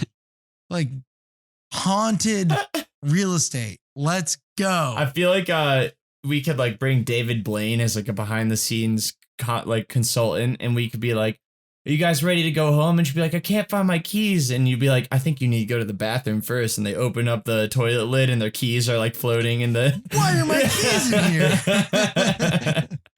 or like you just like, you eat a bunch, you learn like how David Blaine did with like, he knows how he can like control his stomach so he can throw up water on command and not the other things he ate. So you do that, but with like red dye water, and you just like projectile vomit on the wall one day when the lights flicker, and you just your head swivels on your neck. I could see you flipping the house and like, all right, here's where the dungeon's gonna be. We need meat hooks dangling here. Let's get some like old stones, and right here we'll have torches, and That's like what they haven't done yet. Yeah. Also, if you HGTV, if you fucking steal this idea, the date is November 1st, 2020. I am gonna come after you. Do not steal the haunted real estate idea. Fuck you. There's a I'm coming big market after for you. that. I hope so. Yeah. That's my dream for this podcast, is that we just evolve into something totally unrelated. A very obscure market. We just like, we get enough money from this that we just all of a sudden have enough money to produce a show, and that's what we decide to go with, and that produces enough money that we become like stock market gurus, and then after that we just evolve that into like some kind of like weird Van Gogh art career where we like bite each other's ears off and The dream. You know what I wanted to talk about with Stu a little bit was like when I had mentioned how entertainment and is being packaged as reality and that whole thing. Yeah. Have you seen the new Apple TV show, The Morning Show? Never heard of it. never watched any Apple TV. That's initially what I thought of. It's like, excuse me, it's this new Apple TV show, non-sponsored. Don't go and watch it, but go and watch it. It's a good show. Jennifer Aniston, Steve Carell, who's that other chick from Wild, the movie Wild? Reese Witherspoon. Great movie or show where they talk about, or where they discuss morning television. Like, what is morning television now? It's fucking garbage is what it is, number one. But number two, like, it loosely is framed around the Matt Lauer scandal of him being a sex PP toucher. what's the actual Pervert, word? Sexual pedophile. offender. Pervert. Yeah. Predator. Predator, there you go. Sexual predator. Sorry. Had a couple cocktails. They clearly framed it around that, where the opening episode is, the news breaks, somebody's character is a sexual predator, and how is the TV show going to go on? How are they going to progress? What should they focus on? What shouldn't they focus on? It's very interesting, but I think that it only exaggerates the fact that that's news, but that's not news. That's entertainment. Mm-hmm. News has become entertainment. Mm-hmm. Yeah. I don't know. Yeah, I mean, you're finding someone's story at their own expense. Like it's like, oh, mother and daughter lose 2 children to miscarriage, and like you publish that. That's not why I turned on the news. Yeah. I turned on the news because I want to know what's happening in the presidential election. I want to know what's happening in the Middle East. I want to know what's happening in things that are far more interesting than blah, blah, blah. Well, And maybe, interesting is where that breaks down, because yeah. So maybe I'm undercutting sexual inappropriacy. I'm using awful words right now because I'm a little drunk, and I apologize. You're good. I apologize. I'm not trying We to get the undercut message. that at all. But well, that's the issue, It's is that just all like, news is news painted isn't through a news. lens. All news is it's what someone finds interesting, like what you find and interesting. it's no longer objective, and that's what the problem is. The objectivity is an impossible chase in terms of media, because like you can't do everything, and what you find important might bore someone else, So like, I'm not defending the news in any way. I'm just saying that it's an impossible problem, because like what you see on the news might bore you. It definitely entertains someone else, because that's what's valuable. I mean, they've market research the shit in already, and it's honestly not valuable, but it's all these shock titles, and really we should be learning about these are arbitrary things that aren't that interesting.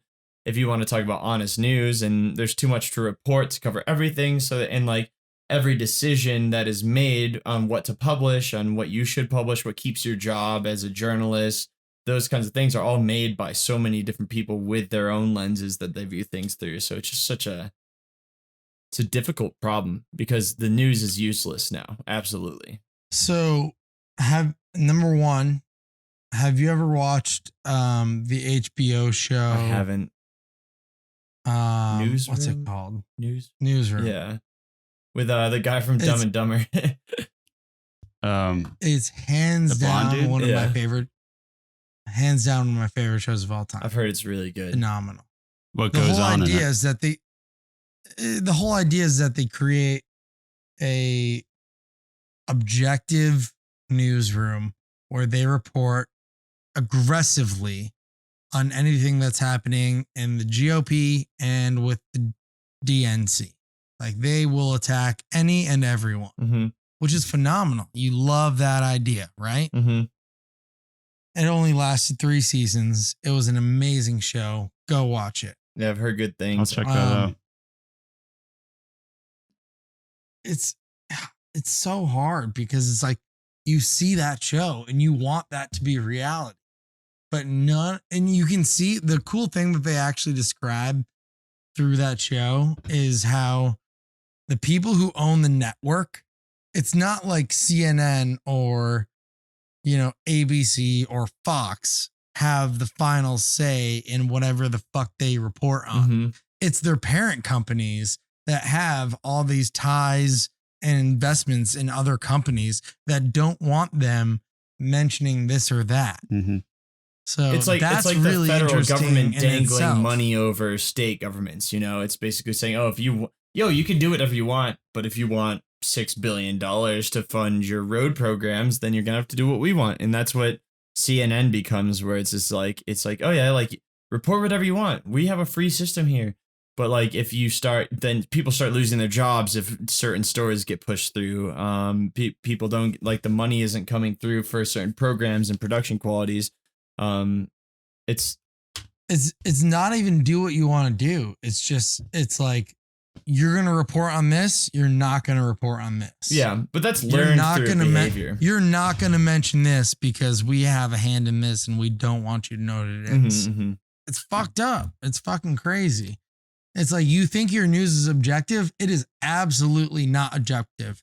I don't care what network you are listening to news on. It is not objective.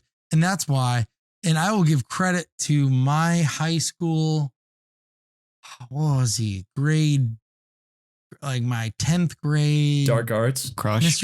Mr. Guy. What did Mr. Guy teach? I don't even remember. Jay, what did Mr. Guy teach? He was like history of some kind, like world history or... He was like AP Euro when you were a senior, and when you were a freshman, he was like US history or something. Either way, I remember at one point he asked us like, do you know who the Republican like newscast is? Do you know who the liberal newscast is? And we were all just like drooling like, no, none of us fucking know the answer. Yeah. And I never felt more stupid. Like, he was like, well, obviously Fox is Republican and CNN is, liberal, but like. Well, yeah, you don't realize that stuff when you're a kid. That stuff's only exposed to you later on. Yeah, you don't, but I feel like you should. Like, I feel like we should have known that. Yeah, there should definitely be classes in high school that teach you how to interpret the news. How didn't I know that? Yeah. Well, there should be classes that tell you how, first of all, what perspectives you're getting with the major news outlets, and then how to digest the news in the most balanced way possible, which in my opinion is reading as much as you can from different sources. Yeah, as many different sources as you can. Which I didn't care about at the time. Oh yeah, I didn't give a shit about that. Which I do now, and I like absolutely now at this point in time, like the only way to achieve like an actual informed status is to understand arguments from both sides and both perspectives and then make an informed decision based upon whatever you believe. Completely. It's not, the only way to do it is like, listen to what they have to say, listen to what that guy in the middle has to say. Yeah, you pick a And then subject that can you de- care about, and then you listen to you can coverage all decide. over the place. Yeah.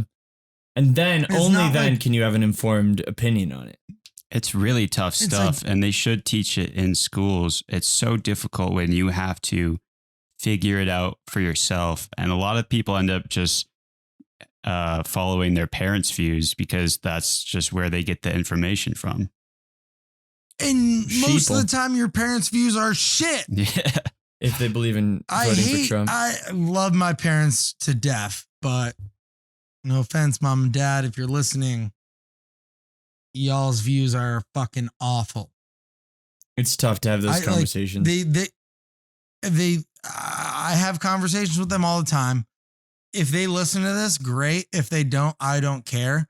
They know that we have these conversations all the time at our dinner table whenever I come home. It's like they have this insane perspective that I feel like they don't acknowledge progress. And whatever they've thought about like 10 years ago, I feel like they think is still now. Mm-hmm. Yeah, And it's so hard to have a current conversation with them.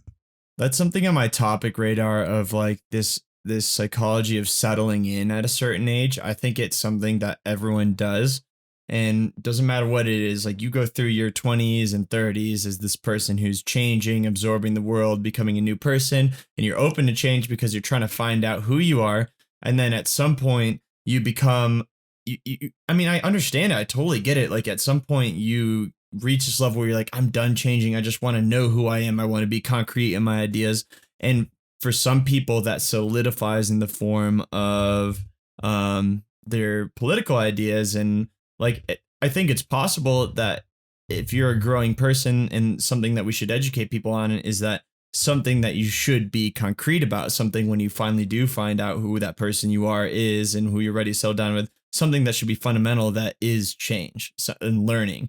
And so like, yeah, you can feel comfortable about yourself in a way that allows you to be accepting of yourself being wrong, you know? Mm-hmm. And that's the issue, is that like, there's so many, I always target this demographic, but I think it's true. White old men who are just like, who have had privilege upon privilege and they don't see it. And I'm not saying we haven't had privilege. We've had 1,000,000,000% I've had bonus all points, of the privilege. I've had all of the privileges. But the danger is when you don't acknowledge that's what got you to where you are, and you say, oh, I worked hard to get here. Oh, I lived in my car 1 year. And like, I know people who have said that. They're like, oh, I worked my way up to here. But like that level that you started on to get to the point where you could work hard like that and get to those positions is still different than someone else got. A lot of It's people so much take different. it It's so much different. as a personal attack. Like it's their ego you're attacking, and so they'll get defensive because they won't know how to take it like from a viewed out perspective, and then oftentimes they'll go back to their friends who reaffirm their beliefs and are like, no, you're good, like don't worry about what he said. Yeah, and to testify to Eli, what I think that's a really good point. I think a lot of people, when they talk about you've had such perfect opportunities to succeed in life, view that as a personal attack on opportunity. It's like, no, I'm not personally attacking you. I respect I'm not what trying you've to done with attack your you. life. I'm not saying Like, you. I understand that you maybe came from whatever situation and that you have built some incredible life. Good for you. I'm very happy for you. But that is not the same as something that other people have grown up with. It is very different. Yeah. And I think we talked about this with Stu again, is that like we talk about how people can't have conversations because they're already these firm balls of metal coming in and clashing before they talk. I know. But there's a story behind that, because that person at some point did have flexible ideas, and then they learned, then they agreed with one side, and then they had a bad experience with the other side screaming at them, telling them they were stupid. That firmed them up a little more, and then it doesn't matter which side you're on. This applies to both. Pushes them further. And then you have another one. You try to have an even conversation. That person yells at you, and it's this weird paradox, because that person yelling at you and firming you up has also been through the same exact journey that got them there. And the issue is that you don't have, like, you you lock into these ideas and you're not willing to change, and changing becomes this shot at your personality. And I've watched Fox News a lot, and everything those guys are telling the people who watch Fox News, all those like Tucker Carlsons, they're saying, they go, hey, liberals want you to think that you're racist. Liberals want you to think that you don't like equality and that you don't. And so they're being told this, and they're basically arming them with these defenses that make them want to put up a wall immediately, because they're like, well, I've heard this argument 1,000 times. It doesn't matter if it's a new person I'm talking about it with. This argument has happened over and over again. So now I have this wall that's going to be put here so I can be ready to fight my own. And it's just very unproductive in terms of talking about it's such issues. important information. Like when you think about the government and the way things work and how you evolve as a person with not really debating, but just being open to learning new things and evolving, that really isn't taught as much as it should be in school. And that's like some of the most important information you can get. That's why those. I think that's such an interesting point, Eli. Like, we're not taught to be understanding. We're not taught to be accepting of other people's views. Like, that's a skill that people should learn, I think. You know, like, I am very much, you know, I think what I think. Don't fucking tell me anything else. And that's the way I was brought up. I think that that's an interesting thing to think about teaching kids. Think about teaching kids an open-mindedness. Think about teaching kids hearing other points of view to determine your point of view. And that's certainly something that I wasn't taught. And I know JJ wasn't, because we were in the same high school. I don't know about you, but like, I was never taught the most important things that are in my life right now. I was certainly never guided from through high school. And I think that's a common theme. Like, oh, high school doesn't teach you the reality of what you perceive and what you experience in a post-high school environment. But that's a really cool thing to think about. How can we teach people, even if you might disagree, to listen properly? Are you guys familiar with the Montessori thought process of teaching? In like the pre high school schools, and how a lot of people shit on them because it's like they're not teaching you hard history and they're not teaching you hard math. But what they do teach you is how to think and how to be curious. And they have these like very creative curriculums that aren't necessarily geared upon standardized testing and things like that.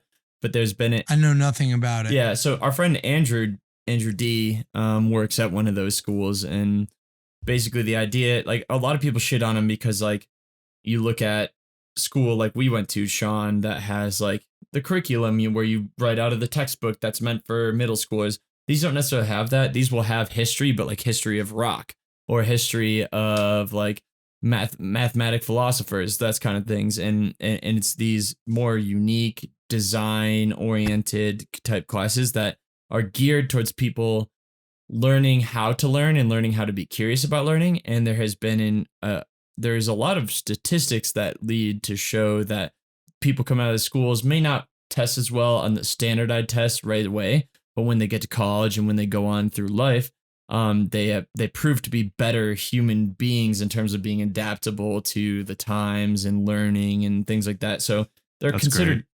hippie schools a lot of the time. Like person we gave the shout out today also went to a school like that. And they get a lot of flack from other people because people are like, oh, that's like the plushy school. You're not really learning. Like I suffered through a shitty math class that I hated, and they kind of resent people who go to Montessori schools for that because they didn't have that same tough background. Yeah. And there's a paradox to that learning where, like, Cheek, you're saying, oh, we've never taught that. So that's who I am now. I became who I was taught. And that's true. There's a validity to that.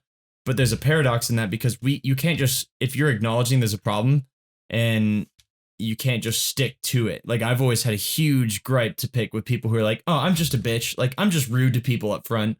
No, I hate that too. Yeah. And it's just like, if you're acknowledging it and you know it's a bad thing, then why are you continuing to do it? So like, yeah, you might have been taught that way. You might have been conditioned that. Cheek, I don't think we were led through a very open-minded education. But that's not a reason to not be open-minded, you know? And I'm not saying you said that, but it just triggers something in my head of people who do say that and like, oh, that's like, I do write old people off for not being with the times. You know, if you're 90 years old and you're bigoted and things like that, it's just like, whatever. You're 90, you made it to 90. You being old is no excuse, but it's not an excuse. Not learning new ideas. Yeah, exactly. Like you can still learn things. Yeah. Yeah. And you can still change if it's like you can't walk up the stairs. You learned how to use that thing that fucking takes you up the stairs because you can't walk up the stairs. Mm-hmm. Yeah, you got to learn still things. learn that. You can still learn that idea that doesn't discriminate against whatever group you want to choose. Yeah, to not discriminate against. Just because the Boy Scouts selling you cookies at your door are black doesn't mean they're here to ransack your house. You know, like that is an actual belief that one of my grandparents had at one point. And we were just like, dude, like there's some things that are just unacceptable, even if you're old. Would you like to be treated that way? What if because you're old, every time you walk to my house, I would lock the door because I was afraid you'd give me some kind of old person disease? Like, botulism.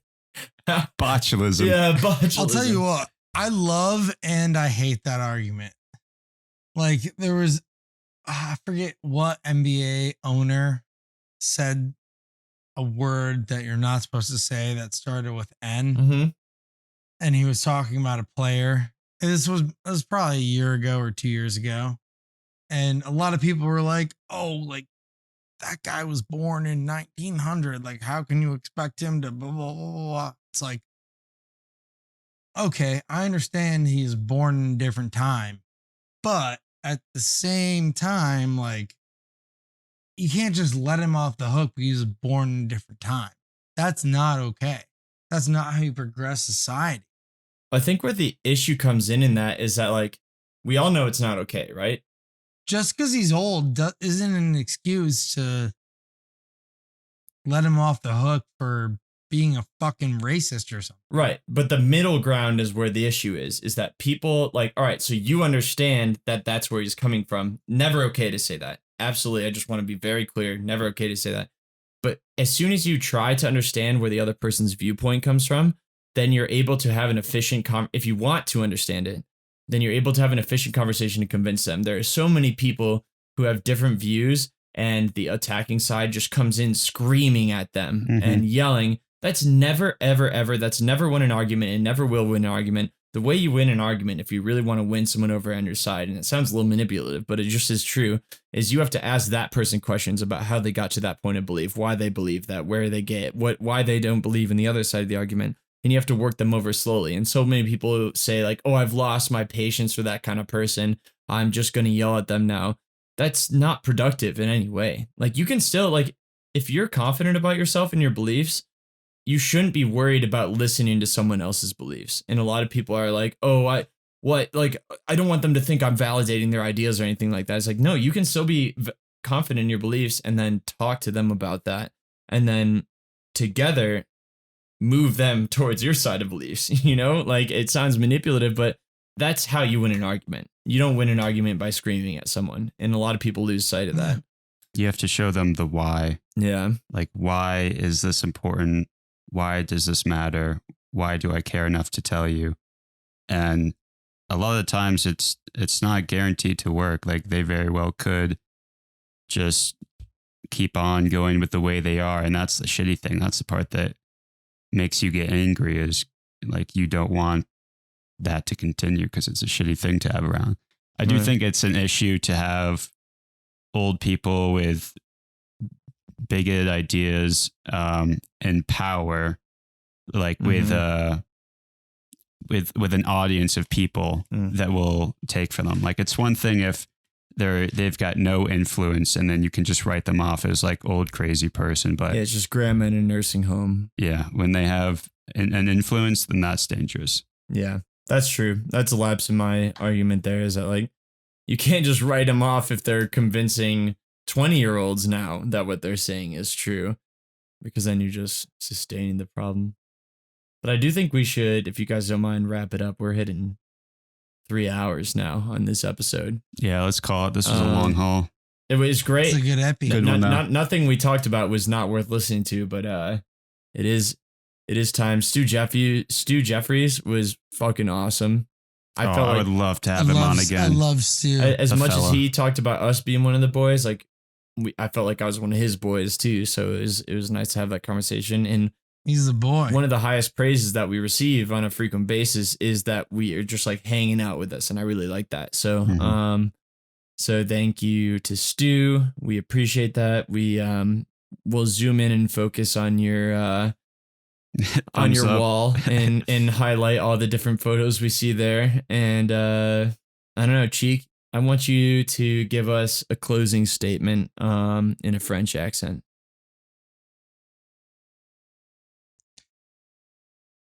Make a metaphor about life in a French accent.